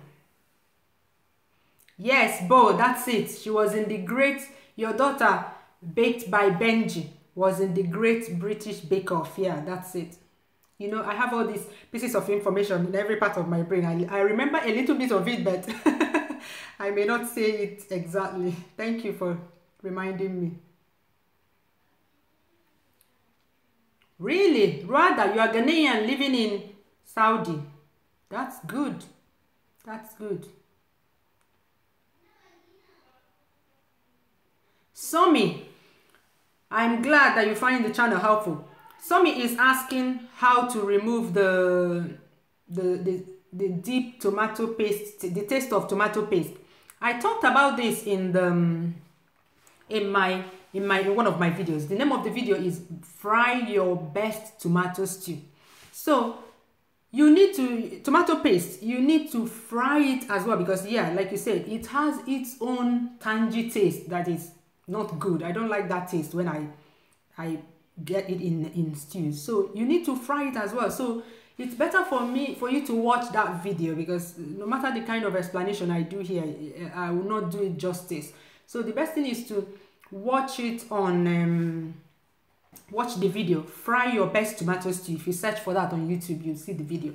So if you watch it, you'll see in that video I used both fresh tomatoes and the conch tinned tomato paste to prepare the tomato stew. So I show how you fry it and how long you fry it till that taste is gone. It's all there. If you watch it, but if you have any more questions after watching the video, you can ask me on the video and I will explain.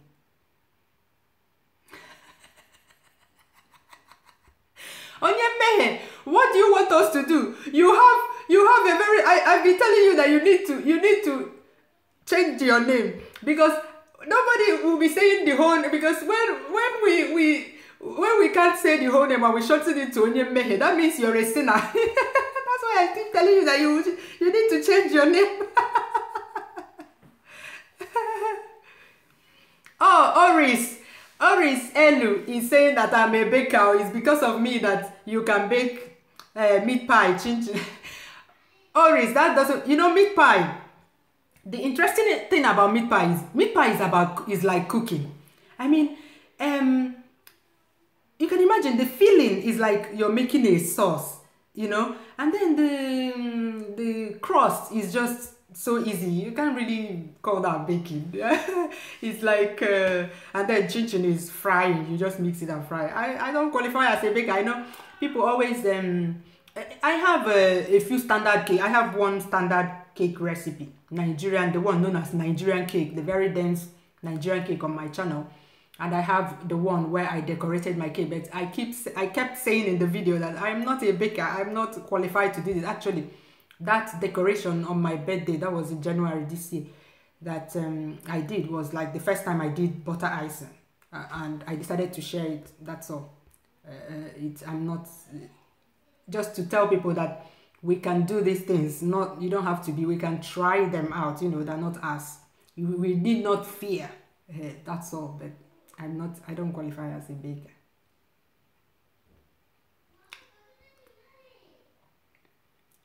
Baby Oge, I'm glad that you learned how to make the correct fried rice from my channel.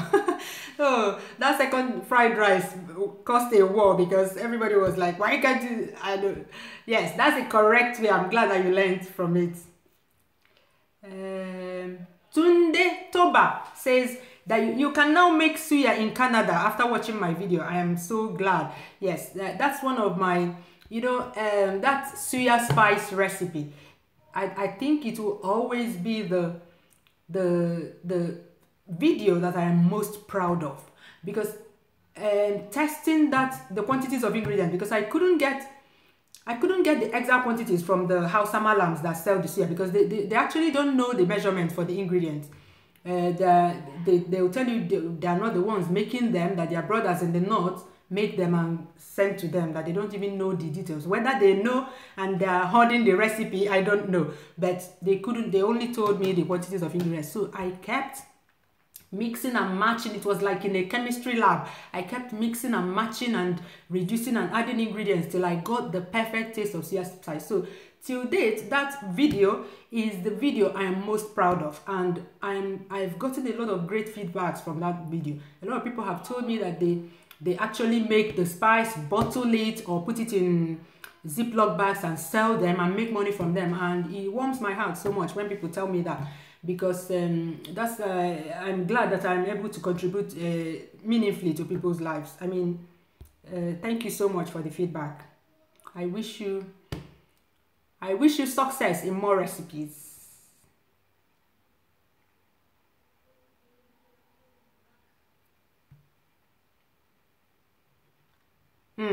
Somi, it still has the tomato paste taste. Oh, if you followed the video already, I would suggest that you add curry powder. That is Nigerian curry powder, not the hot and spicy Indian curry powder.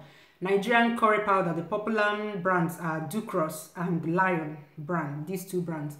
Add it. It will help reduce the taste. Apart from that, I don't know any other.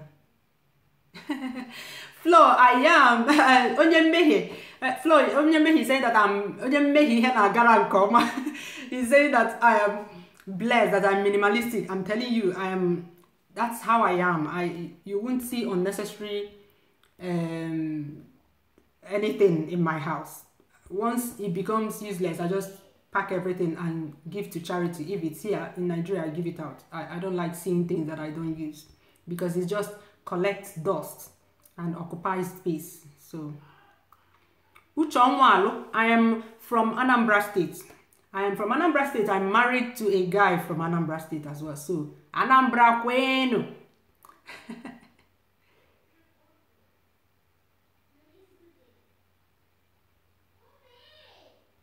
Yeah, Obinna. Okay, if you're frying just one thing, then you will a deep fryer would be good for you. But here, sometimes I fry chin chin, sometimes I fry puff puff, sometimes I fry yeah, so many fryers, plantain, fish. Yeah, so yes, it becomes a pain washing, and washing it is not easy because you have to remove the ring, remove it's there. I'm looking for somebody that will make use of it and I'll give it out because I find it so stressful using that deep fryer. Hi Michelle from Chicago. Hi, welcome on board.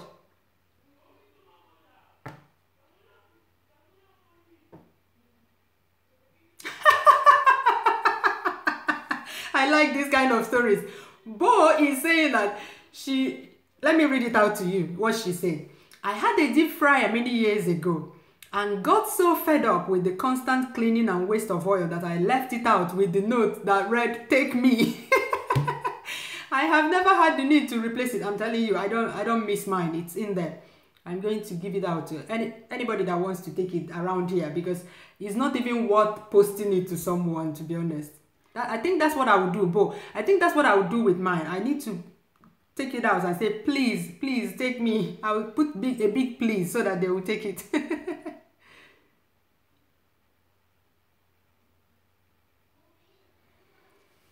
Yes, Bo. The only thing I grill meat. I prefer grilled meat. I don't like deep frying meat. Like all my chicken, I can't. I have never, even in my home when I was young. I don't think we've ever fried chicken anyway. The only thing that is chewable, like classified as meat or fish that I fry is fish because I don't like grilled fish. When you grill fish in the oven, it doesn't taste like fried fish. That's why if I'm making like abacha or something like that, I will fry the fish. That's the only time you see me frying the fish. But apart from that, my chicken grilled in the oven or broiled for the Americans. You call it broiling. So that's what I do. It tastes better and yeah, and less oil. Oh, Unoma, your husband is you and your husband. You see me calling you Obinna sis. That's good. You've been baptized. Unoma Weke. Unoma Weke sounds familiar anyway. But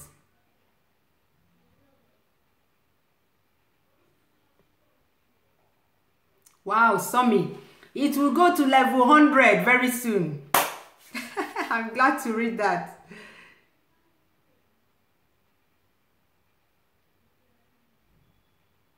Hi, Lily D from New York. You're welcome. You're welcome. I'm glad that you like all I share. My favorite place for Lily is asking for my favorite place to travel for holiday. My number one favorite place to travel for holiday is Nigeria. Because when I go to Nigeria, I get the opportunity to see all my family and extended family. Almost everyone is in Nigeria. So I like traveling to Nigeria. My second place to travel to is the US because I just like the space in the US. I don't know. I love their space. There's so much space in the US. Even though I don't like the aspect of not having good public transport in the US, because that means once you're in the US, you need a car to move around, especially if you're in there are very few places with good public transport like New York. I've never been to New York, but I hear I read it in the news, they have the subway and all that. and they have the buses. But for instance, in Houston, if you don't have a car, you cannot move around. And then in many other places in US. But I love their space. Like, I love that one supermarket will just be in one big building on its own. But here you have like a shopping mall with so many shops and supermarkets in there. I like the US space, and I have lots of family there as well. So Lily, yes. And then if it's a sightseeing holiday, like you want to see a place, go around, I love London. I lived in the UK for 3.5 years, and I lived very close to London, and I and my colleagues, we usually went into London to walk around during the weekends. But I'll never ever get tired of London. I love that city. I don't know why. I love it. Easy transportation, you get on the underground, jump in, jump out. It's fun. Hi, Custodia Arroyo from Costa Rica. How to make carrot oil. Do you want me to upload the video? Oh, I have because I've been using carrot oil for a long time, and I have a very easy and good recipe that makes the best carrot oil that lasts for a long time. But it's tedious. It's quite tedious. You guys need to show me that you want to see that video. I need to see how many people want to see that video before I can make the video, because it's quite tedious to make. Not that it's tedious, but yeah, it's a lot. It takes a lot of time. It takes up to a month to make it. But it's not you yourself. You're not doing a lot of work per se, but it takes a lot of time and patience. So I need to make sure that you guys want the recipe before I upload it.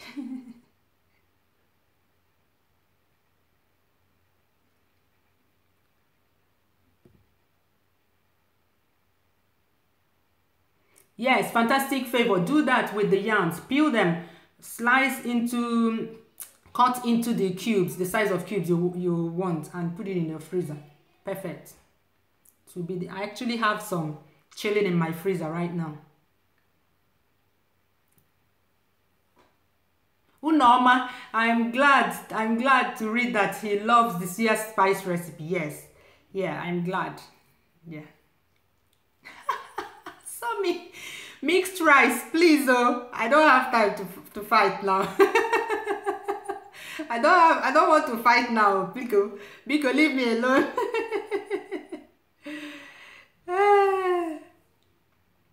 Hi Ruth, welcome on board.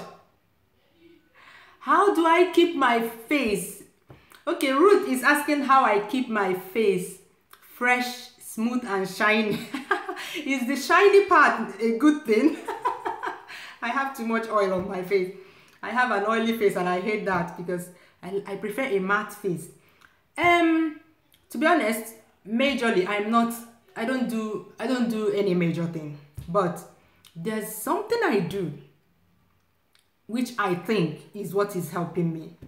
I think I'll share it in another video. I eat it and I apply it, so it may be what is helping. So I'll share it in another video, because it's a long talk. I will not finish today. Okay, I'm sorry that I can't answer your question now. Because I used to have big acne. If you look well, you can still see the scars that I used to have acne. Like in the worst part of my acne is that I didn't even get it in my teenage years, you know, when it's normal for everybody to have acne. I had acne when I was in the university. It just started popping out like play. All my face is filled with acne. So it was so embarrassing. And yeah, I guess it's because going to university was the first time I moved away from home. So the stress of all that, having to think for myself and take care of myself and all that, and combine going to lectures, doing assignments, doing what do you call it, practicals and all that, got to me. So you're all welcome. You're all welcome about the peeled yam. Ruth, I don't mind. The last time I had a live video, my kids were here. I have 2 kids, and the first one is 9. He's going to be 10 in January. And the first one is a boy. He's going to be 10 in January. And the second one is a girl. She will be 7 in November. So that's my 2 kids. Yes. That's their ages. A boy and a girl.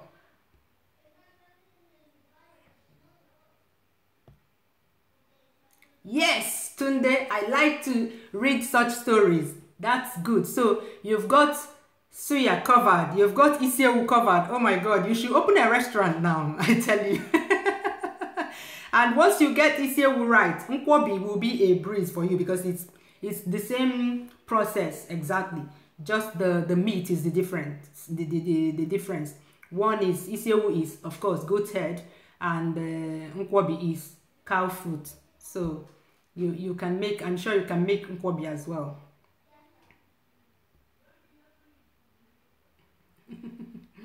Fantastic. Yeah, like Unoma, that it's Unoma, his wife, that is using his account. But Unoma Nweke, when she said that her name is Unoma Nweke sounds familiar to me as well. So get in touch with her and see if you're the same, if he's the same one. Hi, Bamidele from London. Hi, welcome on board. Hi, Tess Okeke. Hi, welcome on board. Wanyoma. Love Matters, thank you. Love Matters, you didn't ask any question, just one question. I thought you would come with foolscap sheet, oh. Come on. What did you ask now? Good night anyway. Love you too.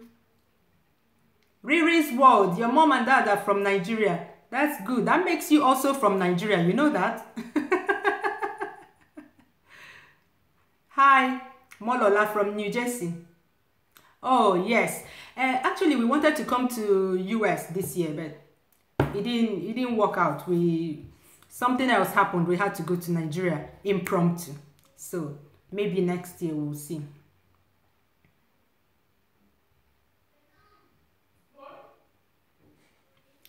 You're asking if I've watched the video Concussion. No, I can't remember ever watching. Omalu reminds you of me. That he thinks outside the box. Wow, that's a great compliment. I need to go. Where can I find the video? Where can I find the movie? Is it on YouTube? I have to try and say your name in full. Lily D, thank you for the invitation. New York, here I come. You see, I'm receiving a lot of invitations to the US already.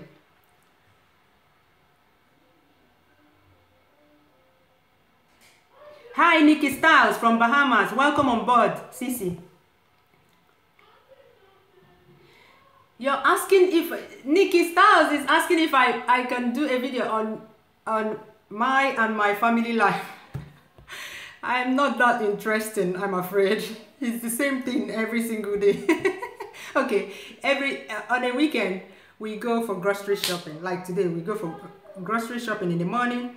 We come back, we eat lunch, and then we have siesta. We have siesta every day.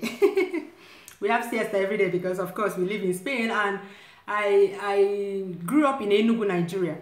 So I was brought up with siesta. In those days, school started at 8 a.m. and dismissed that by 2 p.m. we're at home. Not these days in Nigeria. Children will go to school children will wake up by 4 a.m. or so. And then the school bus will come for them at 6:30. And by 6:30 p.m., that's when they come back. No, in those days, we went to school from 8 a.m. till about 2 p.m. latest. And then we come home, eat, have a shower, go to bed for siesta.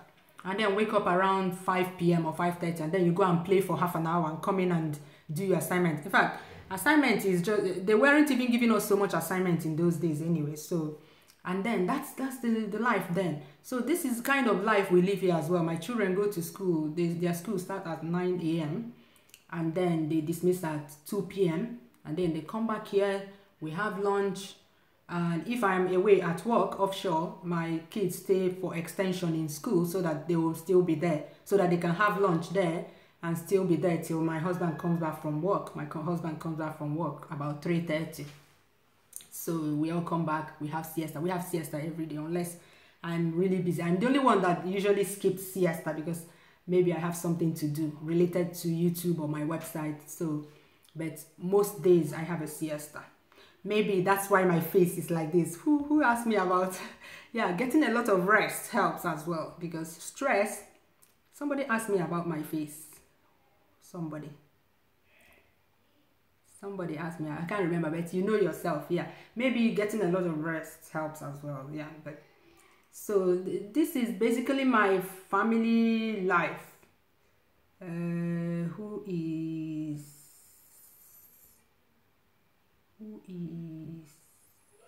yeah, Nikki. I was answering Nikki's question. So this is basically my family life. On every second Saturday of the month, the Igbo people here, we have a meeting every second Saturday of the month. So by 6 p.m. So we go for that meeting. Only second Saturdays of the month, and that's pretty much it. Simple life. It's so boring. It bores me to not talk of making a video about it. Hello sis, Melvis. You're just coming now. You came fashionably late, Nigerian time. This is like 8 o'clock, no? In Nigeria. So you came fashionably late, eh? Okay, you're welcome. Are they doing carrot oil? Okay. Hello, Deborah. Hello, Gloria. Thank you. You're lovely too. Melvis, your network, fix it. You work in a network, you know, telecoms company. Come on. Your company should do something about this. Esuch Obani, hello. Welcome on board. Oh, Imawen Yasere, your network is bad. Oh, yeah. I'm so sorry. Grace Obo, yes, I have made Bobozi. Yes, it's on my channel. Just go and search on YouTube how to make Bobozi, and you will see it. It's there. I made it donkey years ago. The things you guys have been requesting on my channel since it started.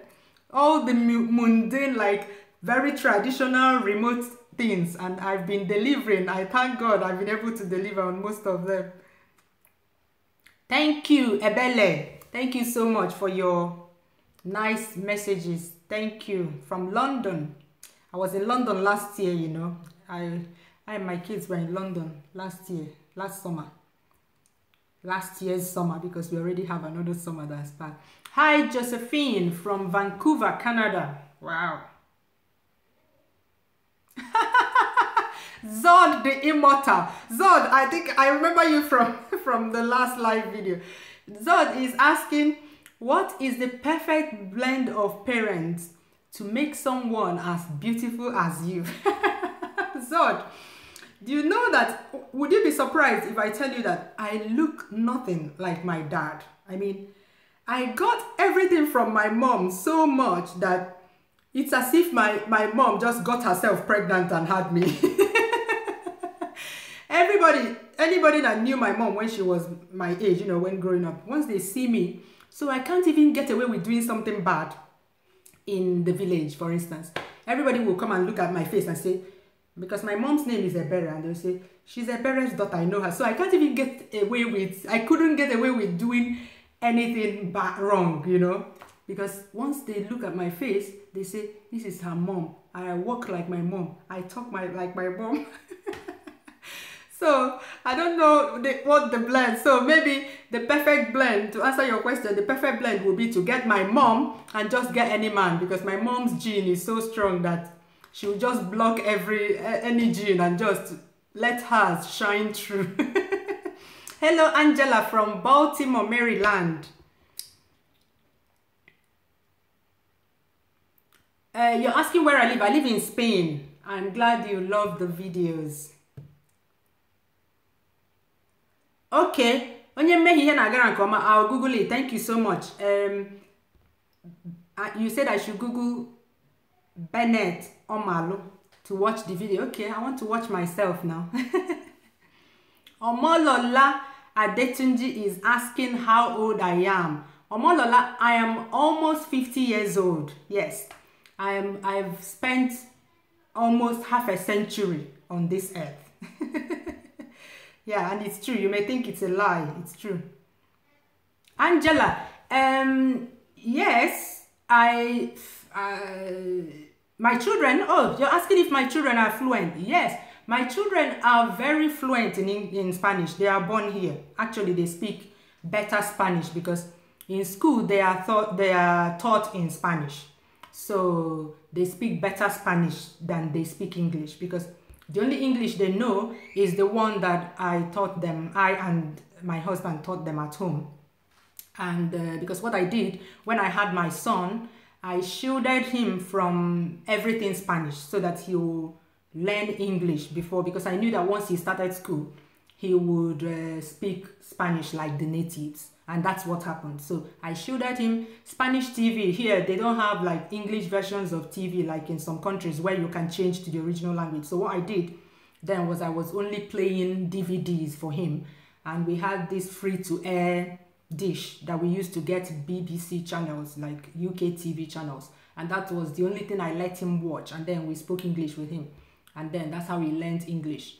With my daughter, I didn't try as much because my son had already started speaking English, and whenever they start, for instance, now they're probably speaking Spanish in the room. Whenever they speak Spanish, I shout and say, speak English, because I know that in school with their friends, they speak a lot of Spanish. So yes, they're very fluent in Spanish. They speak it like the natives. They actually teach me Spanish. Like when I say something wrong in Spanish, they correct me.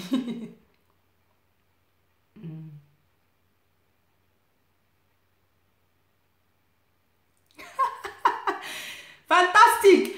This is a special day. We've been talking about this day for a long time. I can't even believe that you scheduled another thing for today. Come on now, come on. I'm pretty sure that you must have cooked early today, so that the only thing you need to do is put one eye on your phone while you're serving food to your honey bunches, you know. You can't leave, oh, I beg you. Where did they go? Josephine, my day job, the offshore, I go offshore, come, go, like, of course, I'm getting ready to retire this year because I'm too old for the job. But yes, I go offshore, work for 5 weeks. The way we do the job is you go offshore, you work for 5 weeks, you come home and take 5 weeks off, because actually offshore we work 12 hours a day, 7 days a week, non-stop for 5 weeks. So you need equivalent amount of rest, 5 weeks rest before you come back. So at home, when I'm at home, I don't do anything. I do YouTube. so maybe you can say that my day job offshore is my job. You go 5 weeks on, 5 weeks off. You're supposed to, actually after 5 weeks, you haven't got enough rest to go back. So, so yes, that's the rotation. You can, to learn more about this job, you can watch my Follow Me to Work video. It's on my channel. And then there's another video where I answer the questions that people ask me about the job. So you get an overall picture of how the job works. When you do that kind of job, you don't need to work in any office when you're at home, because it's your time off. You're supposed to be resting.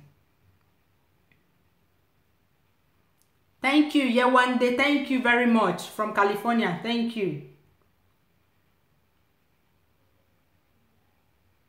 Angela Madi, you want to invite me next year? You would like to invite me to a Taste of Nigeria in Grand Prairie, Texas, US. If I've been you please send me an email to contact us at allnigerianrecipes.com. It's also, you can find this email address on my YouTube channel as well. If you go to my YouTube channel, on the About tab, you'll find it, so that you can tell me when it is, so that I'll see if I can come, if it's possible.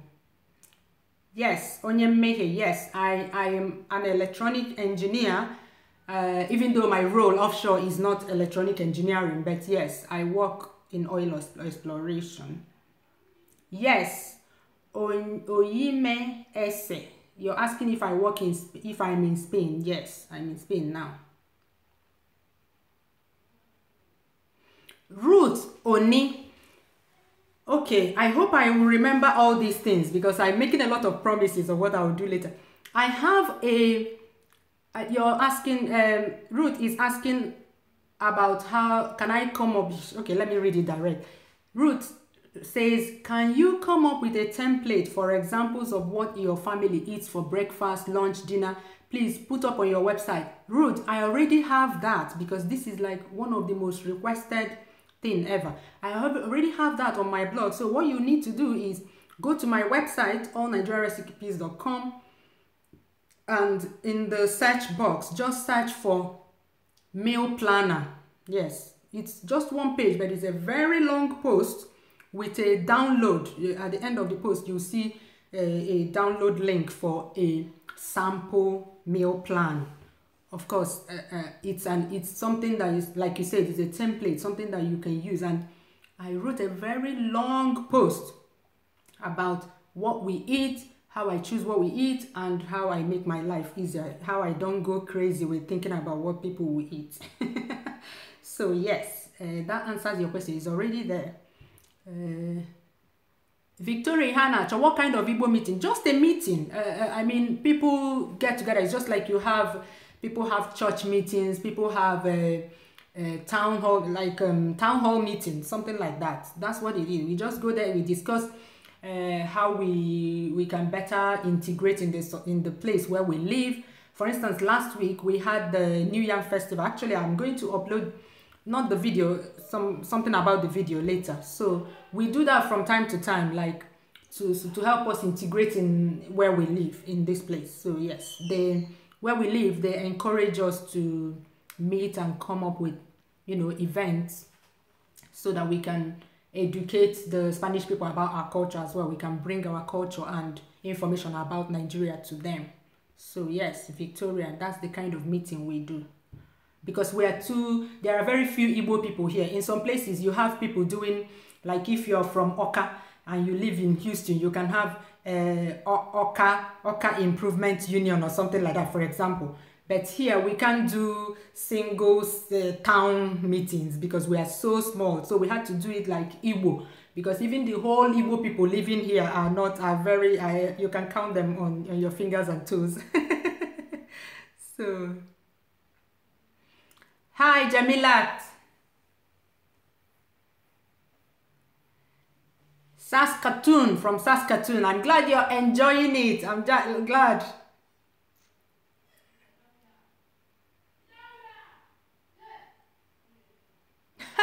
Fantastic. I'll do your tag video. Don't worry. I'll do it. Yes, sir, you're back. Thank God. Nigerian internet, I beg you. Help Iyesere to enjoy this live chat. Tess Okeke is asking how I mix work and YouTube. Okay, like in my... I replied someone was asking about my day job. You know, in your time off, you can do it. For instance, I upload one video a week on YouTube, and it's not too much for me. I mean, most times I edit the video. I upload every Thursday, but sometimes I start editing it on Thursday because my family life may have affected it, and by Thursday morning, that's when I actually start uploading the video, editing the video that I'll upload on that day. So one video a week is not too stressful for me. I feel anybody can do one video a week. I mean, if you have already, for instance, for my type of channel where I cook Nigerian food, if you've already recorded the video beforehand, because maybe sometimes you shoot so many videos in a day and then you edit it one by one and release it once a week, it's not too much. I'm someone that it depends on the kind of schedule you have. I'm the kind of, for instance, I have 2 children. In the morning when they go to school, I don't watch TV. And I love the internet, everything about the internet. So, I mean, it's not too much for me. It's quite easy for me. So I don't think I'm the person to go for tips on how I manage. I don't see it as that stressful. Of course, sometimes it stresses me because I have other things doing and I have to keep up to my promise of uploading once a week. So it's not stressful for me. I don't have any tips. I just film the videos. I look at I don't think so much about what I'm going to upload because I have like a long list of requests I need to meet. So when I shoot the video, and on the day I'll edit it, I'll edit it, like, and then upload. That's all. If you have a day job, it may be very difficult for you to do it. A lot of people that have day jobs and are doing this, or you have a day job, maybe you don't have a family yet, it will be easy for you. But I tell you, it's not easy. It's not easy at the end of the day. It's not easy. But one video a week is my sweet spot. I mean, it's not like stressing me out, and because I stay home. But I can't imagine. I can imagine if someone has to go to work normally, like work 8 hours at work, do family life, and then have to do these videos. It will be, for me, it will be too stressful for me if that's my schedule. Tess, okay, the second part of your question is that my meal recipes are always detailed. Yes, actually the recipes, my recipes, I do the videos in such a way that I'll answer questions, because usually before I make a video, I've already had so many questions about that recipe. So that's how I know what to talk about in the video or what to show in the video, because based on the request someone made and the questions I've already gotten about the recipe. That's how my channel started, answering questions, and I think that's what I'll continue doing. All my videos answer questions. I mean, I don't just go out and start thinking of a recipe to upload. No, it must have been initiated by 1, a request, and 2, a question. Sometimes if I've already uploaded a video and I'm still getting a lot of questions which I did not answer in my previous video, I'll go and make an update of that video and answer those questions. Yes, that's how I know what to say in the video and what to show in the video. Thank you for the kind word. Obinna Nweke, you're asking if I pray. Pray as in casting and binding? No, I am not that kind of. I believe prayer is, the way I see prayer is your thought, the way you think. What you wish people is what comes to you. That is how I to me, I don't think I need, the way I understand who God is, I don't think I need to kneel down and specifically pray to him to give me something. No. What I do is maybe I'll be walking to school with my kids and I'll be saying thank God for this, or when something good happens I just say thank God for this. I don't think I don't believe in, is that Obinna or Unoma? Okay, no, this is Unoma, yes, Unoma, sorry. So you will never see me kneeling down like all those morning devotion kind. No, I don't do that. I don't believe that God needs us to do that for him. I believe that once you have warm thoughts, good thoughts, do the right thing, right things will come to you. Even when they don't come to you, fine, because this world works by natural selection. Sometimes bad things will happen to me. Sometimes bad things will happen to other people. Sometimes good things will happen to me, and sometimes good things will happen to other people. It's going to be a good mix. I mean, this is not paradise. The world is not paradise. So if I'm always praying for only good things to happen to me, that's a little bit selfish, because what will happen to other people? So bad things should be happening to them. I believe the world works by natural selection. So I'm not a prayer warrior. That's it.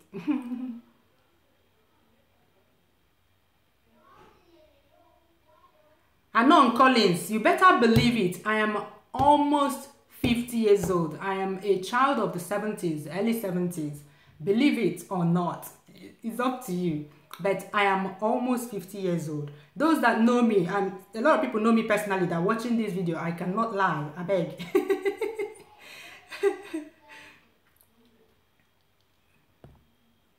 You will, Tess, you will. But know that a majority of the way you look has to do with your genes, because that one you can't choose.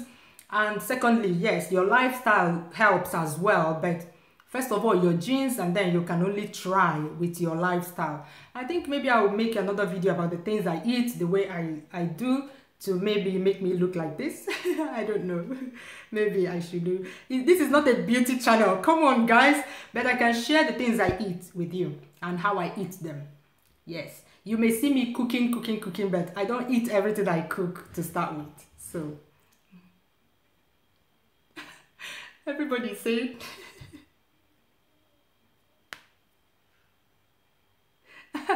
Ese, okay, I don't live in Barcelona. I live in Castilla y León, but you know, in Spain, all those supermarkets, they sell the same things. Yeah.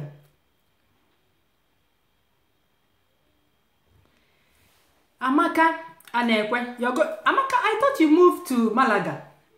You didn't move because I still remember our conversation from a long time. You know, I have that kind of memory. I still with names. I still remember the conversation you and I had, I think on Facebook, a long time ago, like in 2012 or something. I thought you were going to move to Malaga. You didn't move. And for places to visit in Malaga, I've never lived in Malaga. Maybe it's best to Google interesting places in Malaga, I guess. I really don't have anywhere to recommend. I've never been to Malaga. Thank you, Lily. Thank you. Okay, bye now. Bye. Lily is leaving. Yes, Ruth. They are. And we're trying to teach them Igbo. For instance, for my son, I'm starting to teach him Igbo as well because he's old enough to manage the three. And then very soon, I think in primary 6 or something, they will start doing another language in their school as well. So I want them to be as what do you call, what's the word again for multilingual people? Glottic. Guinea glottic. Yes. I want them to be that. Thank you, Somi. Thank you. I'm glad, Ese. I'm glad. Hello, Lillian Chinonso. Hello. Angela Walton.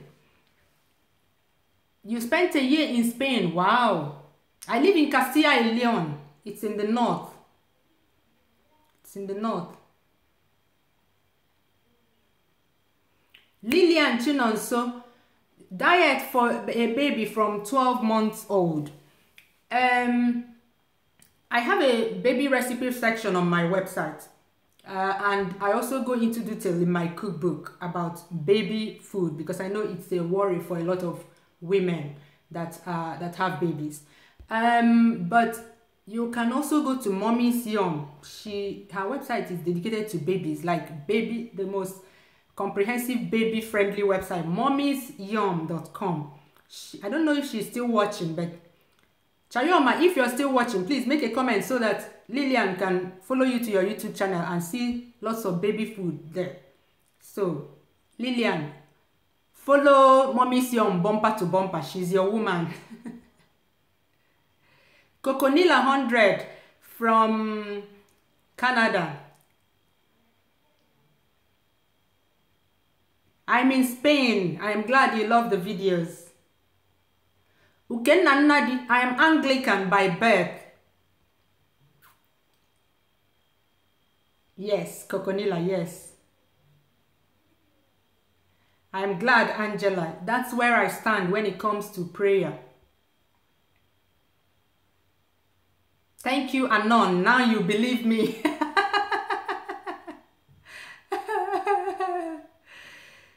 Melvis, very soon.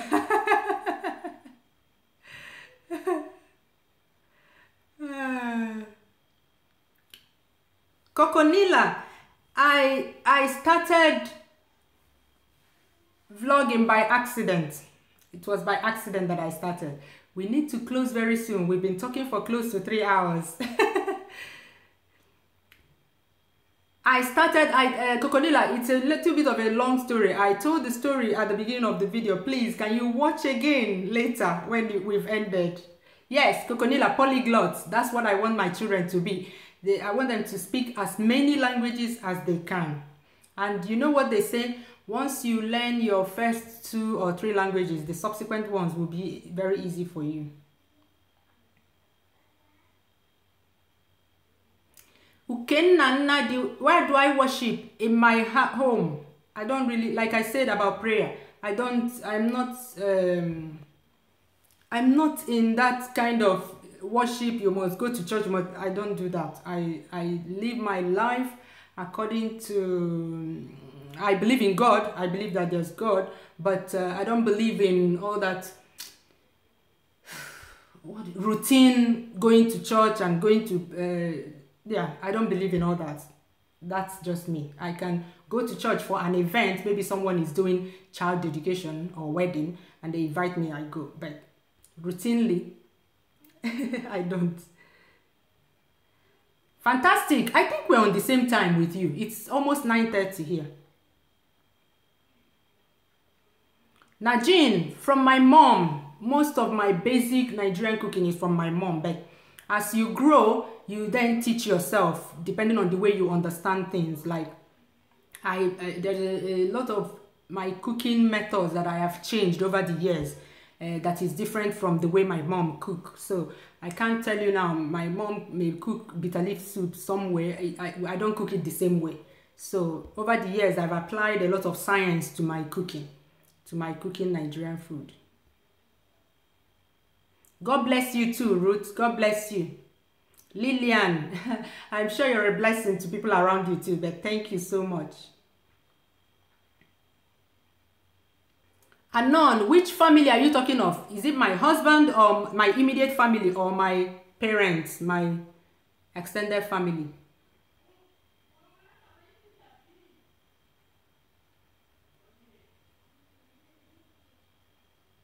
Lillian, starting a YouTube channel, for me, I would say just start, because I know it's been a long time. Things have changed. When I started YouTube channel, there was not a lot of people on YouTube then. I mean, there were people, but everybody on YouTube was just playing around, I would say. Like on Facebook now, people come on Facebook and post things, get comments, you know, have a banter. That was what YouTube was then. But now, YouTube has become so busy. Like there are a lot of YouTubers now. But then at the same time, there's a lot of information. And the way you get known on YouTube now is not as easy as in those days, because I mean, there are more people doing it, and then there are more people doing so many things to be seen. Like it's becoming more competitive rather than but it depends on what you want to do. If you stand out, aka do your own thing, let yourself shine through, do your own thing the way you want to do them, and make a difference, you will be found. That's how I see it. You don't need to stress yourself about being found. You will be found. And there's nothing wrong with contacting people that you think can give you exposure, but I will still say that someone might give you an exposure, but if you don't have that difference on your channel, in your videos, the exposure will not do you any good, because people will just come and say, oh, is this it, and go away. So make sure you're bringing something new, something different to the table these days, because in those days people will just upload something for fun, it will go viral. But these days it's not that easy. It's not that easy. But like I said, if you're doing it, it depends on the reason why you're doing it. Some people are doing YouTube to make money, like serious money. Some people are doing YouTube to be popular. Some people are doing YouTube to sell something. So it depends on what you want to do YouTube for. If you're doing YouTube to be popular, then you may be frustrated because it's very difficult to become popular these days. But if you're doing YouTube because you have something different to share, or something that you haven't seen on YouTube, or an angle, it must not be that, for instance, you can start a cooking Nigerian food channel, but make sure that you're not just uploading this whole process of, just make yourself stand out. That's all I can say. I don't really even have more tips, because I'm not that a great YouTuber. A lot of people watch my channel and they say, you don't even tell people to subscribe. You don't even tell people to like your video. And I'm like, I feel that if somebody wants to like your video, whether you tell them or not, they will like it. If they don't want to like your video, actually telling them to like your video will remind them to dislike your video. So I don't know. Just start, and start uploading already. That's all I can tell you.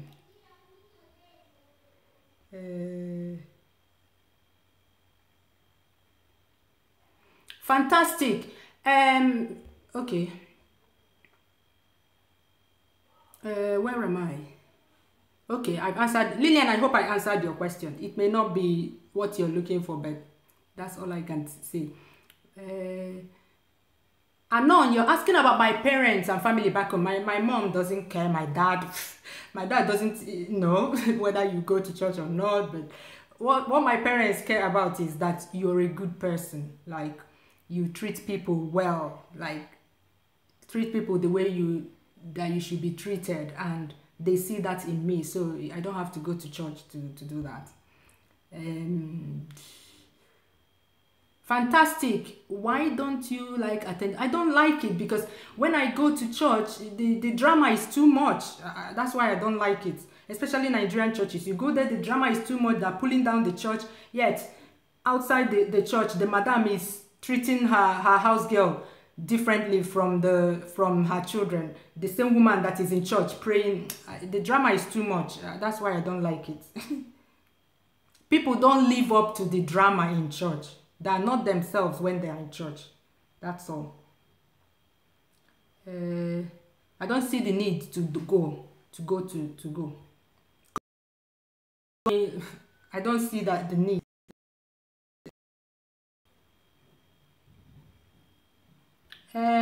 Coconilla is asking what camera I use. Right now, I'm using my phone. Recently I started showing my face, like introducing my videos. I actually prefer using my phone for that because but to film, originally my very first videos I was using Canon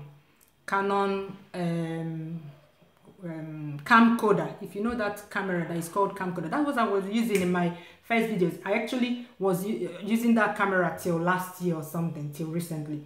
And recently I'm using Canon 60D. That's what I'm using now to film my videos. It's much sharper, but because I started using the Canon 60D just because my Canon camcorder broke. That's why I started using it, because I don't like using that one to film food videos because it will splash and spoil my camera for me. But for most of the time I'm using my Samsung S7 to film my talking head videos because it's very easy. It's very easy for me. It auto focuses, this one. But the other one, you need to, if you're moving, for instance, if you're cooking, and I mean, if you're making a video with 60D and you just sit one place, just one seat, you get the focus. You can sit there and be talking. But when you're cooking food, making food videos, and sometimes I need to bring something very close to the camera to show you up close, I need to press the button to focus again. It's stressful for me. So to be honest, I don't really, it's not the easiest camera to use. If you have a good camera on your phone, the phone is, for me, is the best to use. Very the best to use to film, especially with the focusing. Like when you move in and out of the lens like that, it will focus on its own instead of you having to press. I'm pretty sure that there are other cameras that have autofocus on them, but I don't have them. The one I have doesn't do that, so I prefer you know, camera phones are getting better by the day, so you can use that for your YouTube videos. Thank you, Nigerian. Anon, how was jollof rice cooked in Nigeria in the 70s and 80s compared to nowadays? The only difference in the 70s and 80s, because in the 70s I haven't started cooking. The only difference I know in the 80s is that in the 80s people add a lot of crayfish to their jollof rice, but these days they don't add crayfish. But so that fishy taste is no longer there. But that's the difference. It's been the same ever since, the same. And of course nowadays people add more tomato stew so that it's popping red, but in those days it was pale looking. But now, so Neo Neo wants me to make an update of beef and chicken stew with narration. Okay, I'll do that. I'll do that. Sarah from Malawi, God bless you too. Thank you. I'm glad you're enjoying the videos.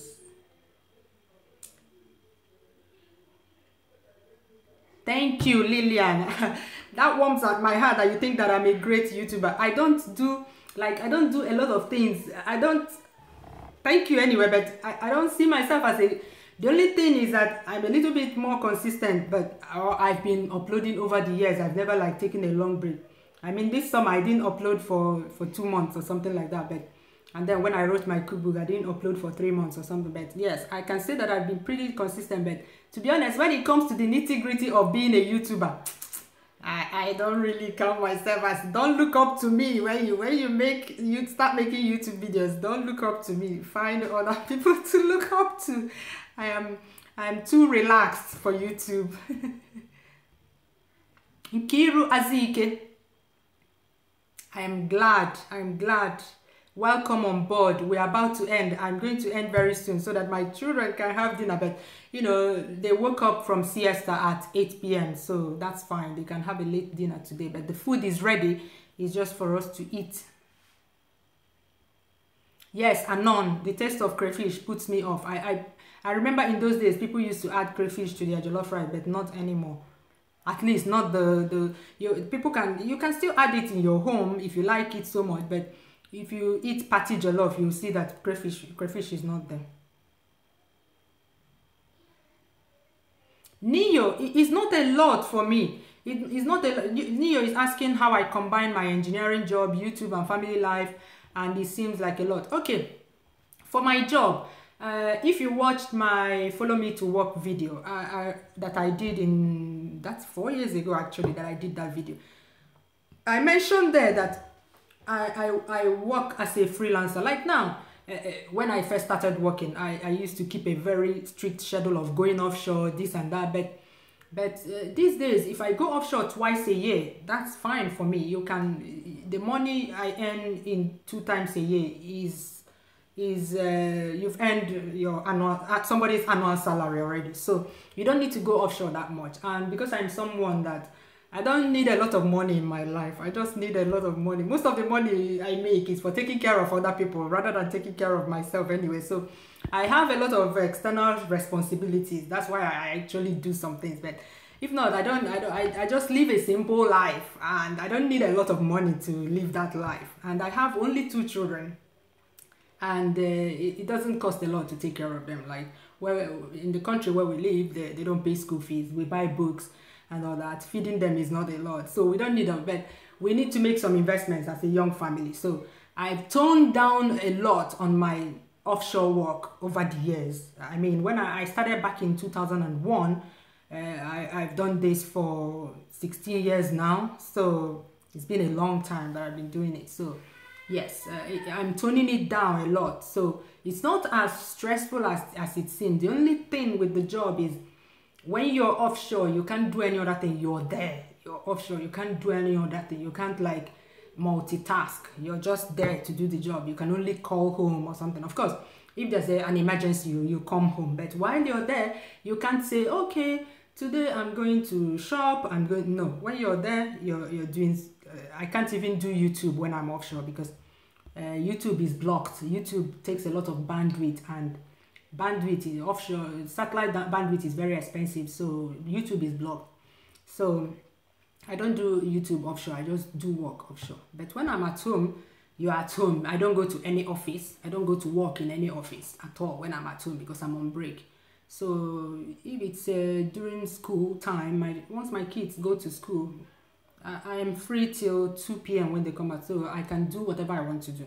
Unless I want to be lazy and then I spend the whole morning on Facebook or something. So, so yes, it's not a lot, Neo. It can be a lot for some people, but I upload 1 video a week. It's not a lot. It's not a lot for me. There are some people that upload video every single day on this YouTube. So those are the people that sometimes I wonder if they eat because I know how difficult it is for me to make 1 video a week, and yet someone is churning out video every single day, somebody like PewDiePie.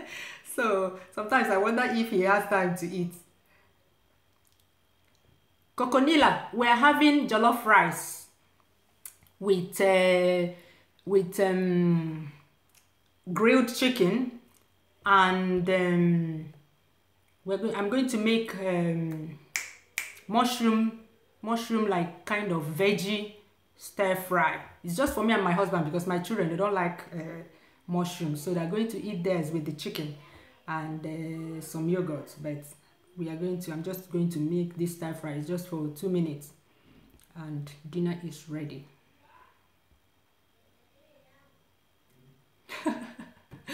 Coconilla and Ruth, both of you want to come for dinner, no? Ruth, yes, that's what I was talking about, genetics. I take that from my mom. She can do anything I take that from my mom. Sometimes I overdo. I overdo.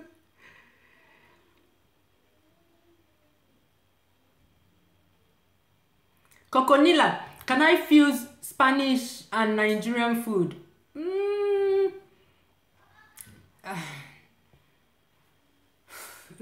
I can't even remember because there are a few. Most Spanish food is just vegetables and cooked in a sauce. The only food that they can I can't really feel. I can't really, like something that is strictly Spanish. For instance, paella. I can't imagine trying to make it Nigerian, for instance. I can't, because it's just going to lose the paella-ness in it. Yasere, okay, good night. Me too. At the top of the hour, I need to sign off because it's been a long time. It's been a long time. I can't believe I've been here for 3 hours almost. Fantastic. The only thing I know how to make is the Spanish food I know how to make is tortilla de patatas. Tortilla de patatas is just like it's omelette. Tortilla is omelette, so it's just like the same thing as tomato omelette that we make, the one that you put tomatoes to, but instead of adding tomatoes to the egg and then frying, you cut potatoes into small pieces, fry it like chips, and then add it to the egg and then fry it again. But that one will be, second frying will be slow frying because it's quite thick like that. So you fry it in a deep pan and you need a lot of patience, and then you on low heat so that it will cook slowly without burning. A lot of people like that here. It's quite popular. Tortilla de patatas. Yes, sir, a good night. I think I've said that. Neo. Neo, I see from your photo you're in London, right? Is that London? That looks like the London Underground train. Is that London? Yes, I am glad to have been the savior of bachelors. I'm glad. Yes. You know, in Nigeria, in those days, they bring up the... It still happens. They bring up the girls differently and bring up the girls. They bring up the boys differently and bring up the girls differently. But in my home, that didn't happen. My mom taught everyone how to cook. So it's because of this, my YouTube channel, that I began to learn that actually a lot of people, they don't know how to cook because of their gender, you know. But in my home, I remember when I was growing up, I and my brother, we used to share washing of plates. My mom sent me on more errands, like going to prepare ingredients for her. But when it came to cooking, my brothers know how to cook. At least they know how to cook their own. At least they know how to cook the one they will eat. Good night, Kennedy. Good night. I love you too, Melvis. You know that. Zod the Immortal. In June this year, Zod is asking how long I've been married for. This year, I've been married for 13 years. In June this year, made it 13 years of marriage for me. Coconilla, have I traveled around Europe? Yes, because of my job, I've visited a lot of countries in Europe, especially any country that has water. Because, you know, I work offshore, so once they have water and oil prospects, I've been there. So yes, I visited a lot of European countries, not for holiday anywhere, but for work. Okay, Neo, you're in Germany. Okay, that train looks like one London Underground train. Coconilla, yes, on Amazon US. The print copy is there with Kindle, my cookbook. All Nigerian recipes cookbook, this one. It's on Amazon. And on Amazon UK, just the Kindle is on Amazon UK. Najin, I have 4 siblings. 2 brothers and 2 sisters.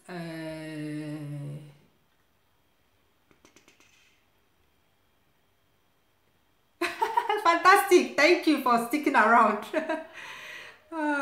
Victoria Hanacho, yes, my husband is Nigerian and he's from Anambra State as well. I'm from Anambra State and he's from Anambra State as well.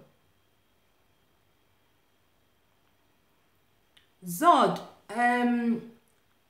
you want kids, but you hate kids. I think Zod, you're a guy, right?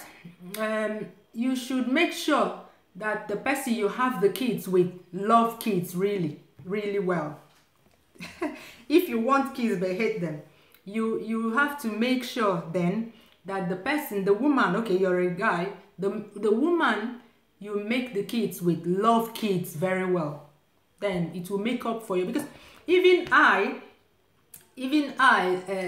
as a mother, you know, it's believed that women should by default should love kids because we are the mothers, but it doesn't happen. There are some days I don't want any disturbance from anybody, even my kids. So you slip in and out of it. So if you love kids and hate, it's normal. It's absolutely normal. Before I had my own children, I thought I loved kids so much because I loved taking care of other people's kids, my aunties, my uncles. During holidays, like when school is not in session, I usually go to their house to take care of their children. Some of them bring their children to our house and we take care of them. And I thought I loved kids, but when you have your own kids, my God, my dear, it's not easy. So it's normal. So you can go ahead and have kids, but for me, I'm still learning how to be patient with kids because I tell you, they're a handful. I have only 2, but I feel like I have a dozen. Coconilla, if you're in the US, this paper version is on Amazon US. Are you in the US? Coconilla, I can't remember where you said you are from. Nigerian, my favorite Nigerian food is anything you can swallow, specifically semolina and ora soup. That's my very best Nigerian food. Neo, I edit my video with, okay, I edit my video in 2 stages. Yeah, I'm rounding up. My husband is giving me sign to round up. So I edit my videos in, I don't use an app because an app would mean on the phone. I was having this conversation with Fantastic Favor yesterday. I hate doing anything on my phone. That's why I hate any app that is only available on a phone. For instance, WhatsApp, Instagram. I don't like those apps because they don't have a web version. Okay, so I edit my videos in two stages. Neo.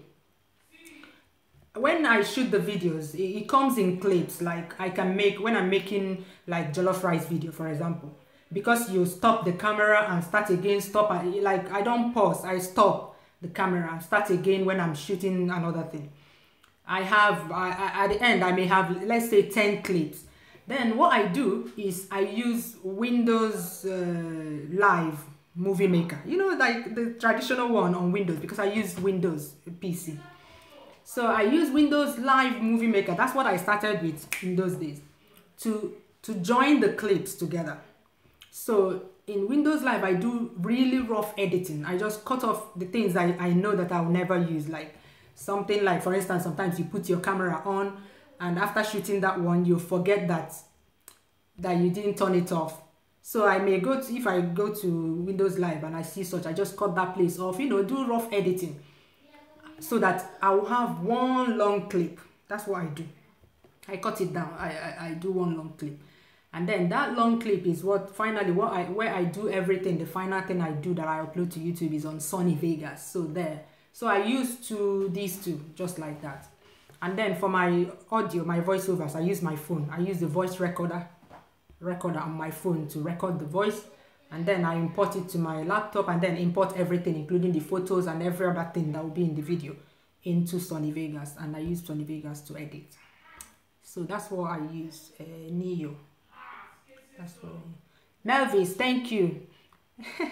Greet Chimamanda for me. I'll speak with you later. I'll speak with her later. Zod, that's the same thing. Just this, that is nothing. What your nephews are doing is nothing compared to when you know, your nephews, you're just looking after them for a short while. But this one is 247. So be prepared for that. If you love kids and want to have kids, have them. And then have, don't have too many because you go crazy.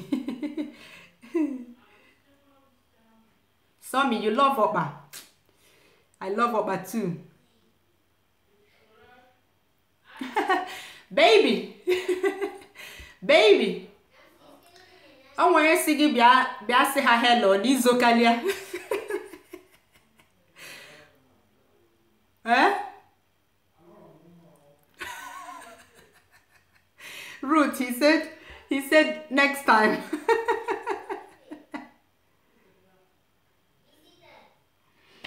So me, just make it like moi moi, but mix it with hot water. That's the only thing. But when you're adding the hot water, you're asking how to make up with aluminium foil bags. Mix it with hot water, but when you're adding the hot water, be careful how you add the hot water because it will form lumps if the water is hot. But the reason why you need to make it with hot water, mix it with hot water is so that it will be like a camo by the time it goes into the aluminium foil bags. If it's not like that, you can't stir it. You know, in my video, I was stirring the one with the banana leaves. But if it's in foil, you can't stir it like that. If not, the foil will open or break open and then everything will just scatter. So don't, you mix it with hot water so that by the time it goes into it's like a camo. So it can't form, it can't go and some of the because settles, the particles settle. So the particles will not go somewhere to settle. That's the only thing I can tell you. I don't know if that makes sense, but yes.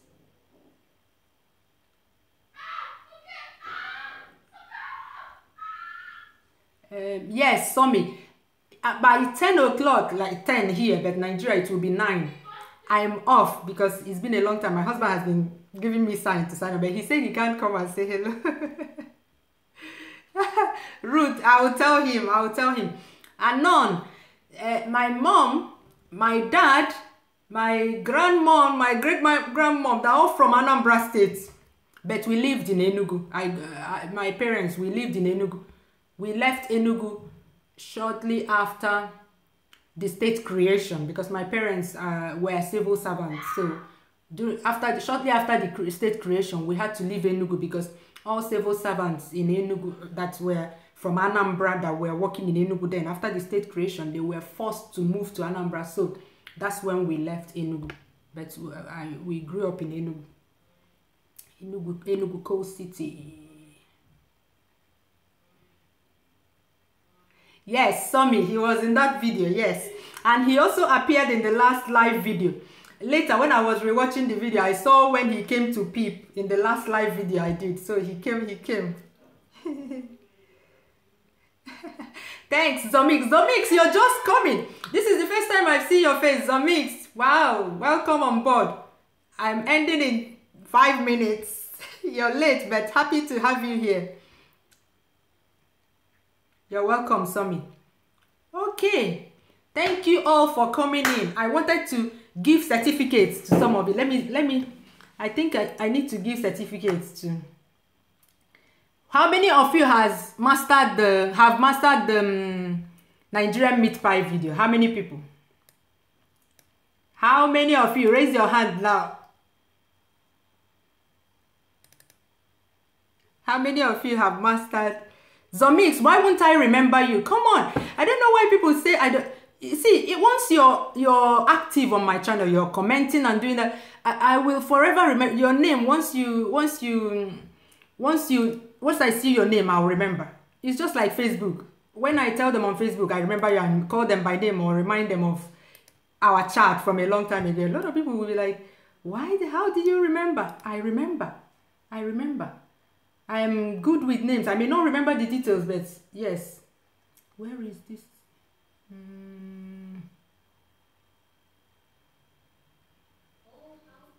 Meat pie.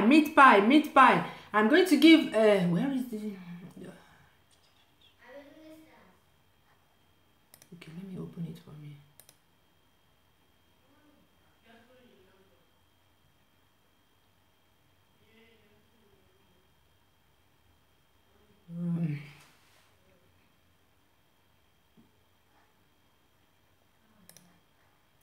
We need to issue certificates for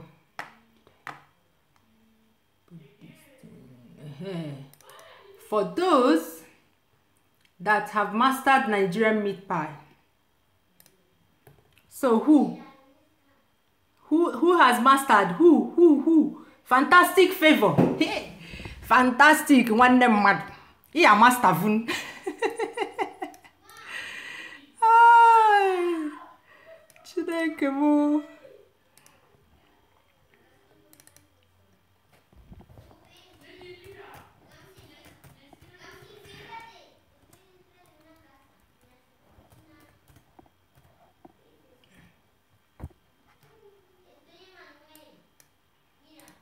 Ngwa, fantastic. Now your certificate ever.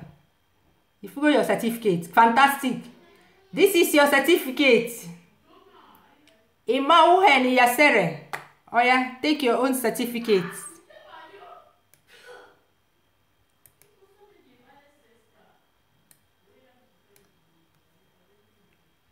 Imuwahen Iyasere. Oh yeah, this is your own certificate. Anybody that has mastered Nigerian meat pie, say it now. Let me see. Let me give you your certificate. Roslyn Devale.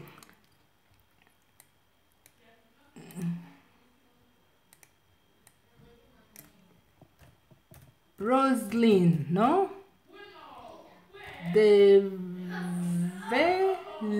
Devale. I hope I'm getting this.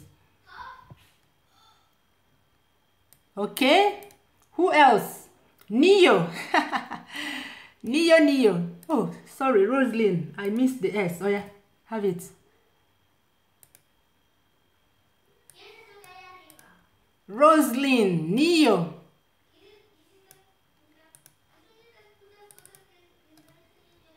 Neo. A. Yes, Nigerian meat pie. I know that a lot of people have mastered it, having made it so many times. It's the most popular video on my channel. Who else? Hi, thank you, Chinyere, for saying hi to my husband. Yeah, thank you. I think I've given everybody. Chinyere, okay. Chinyere, have I given you? Somi. Okay, Somi and Chinyere, okay.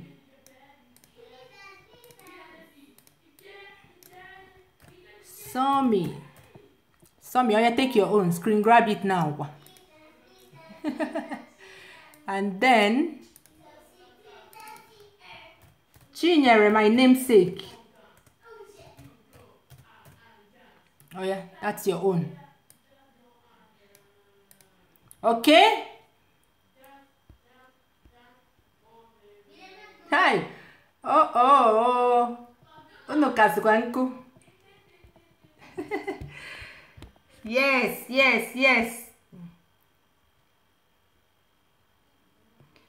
Roslyn, don't worry. The video will be available for you to watch later. Ruth. Oh, Ruth, wait. Ruth. How come? Ruth. Ngwa. Have it, Ruth. Here's your own. So that's everyone. Did I miss everyone? Grace Joseph.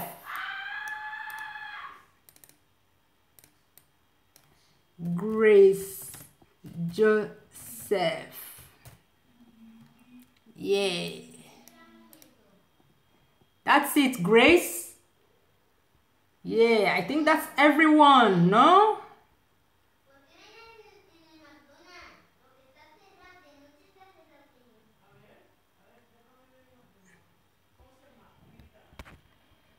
Wanyama, you're welcome. You know I'm always here.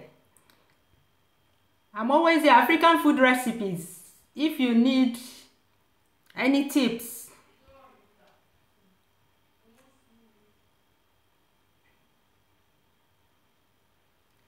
Anon, the way you, I know you now, you and your questions. The way you ask questions, I know that you're trying to cram everything. The woman you will marry, I pity her very well, because You would have mastered everything by the time she comes in.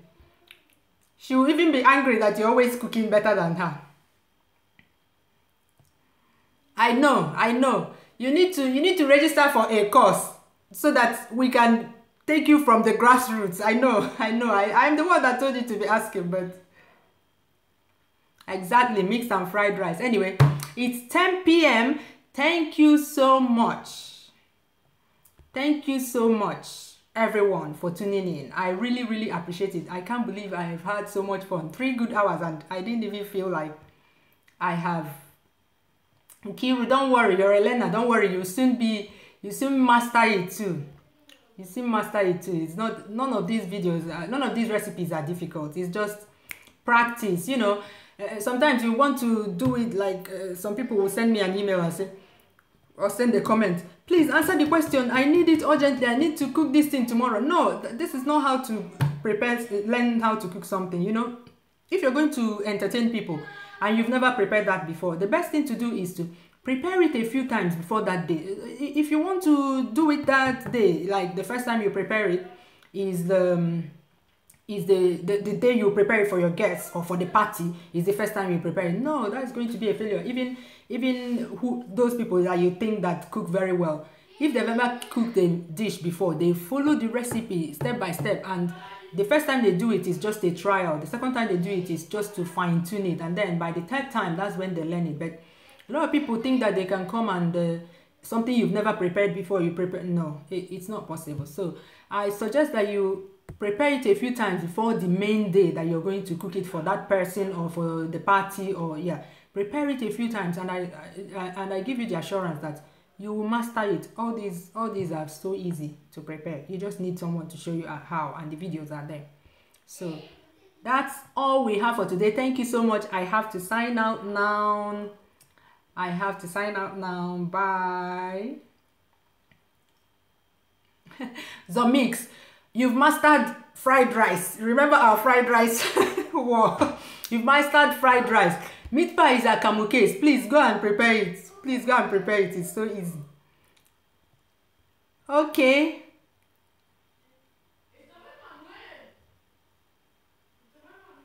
My mother-in-law is your godmother.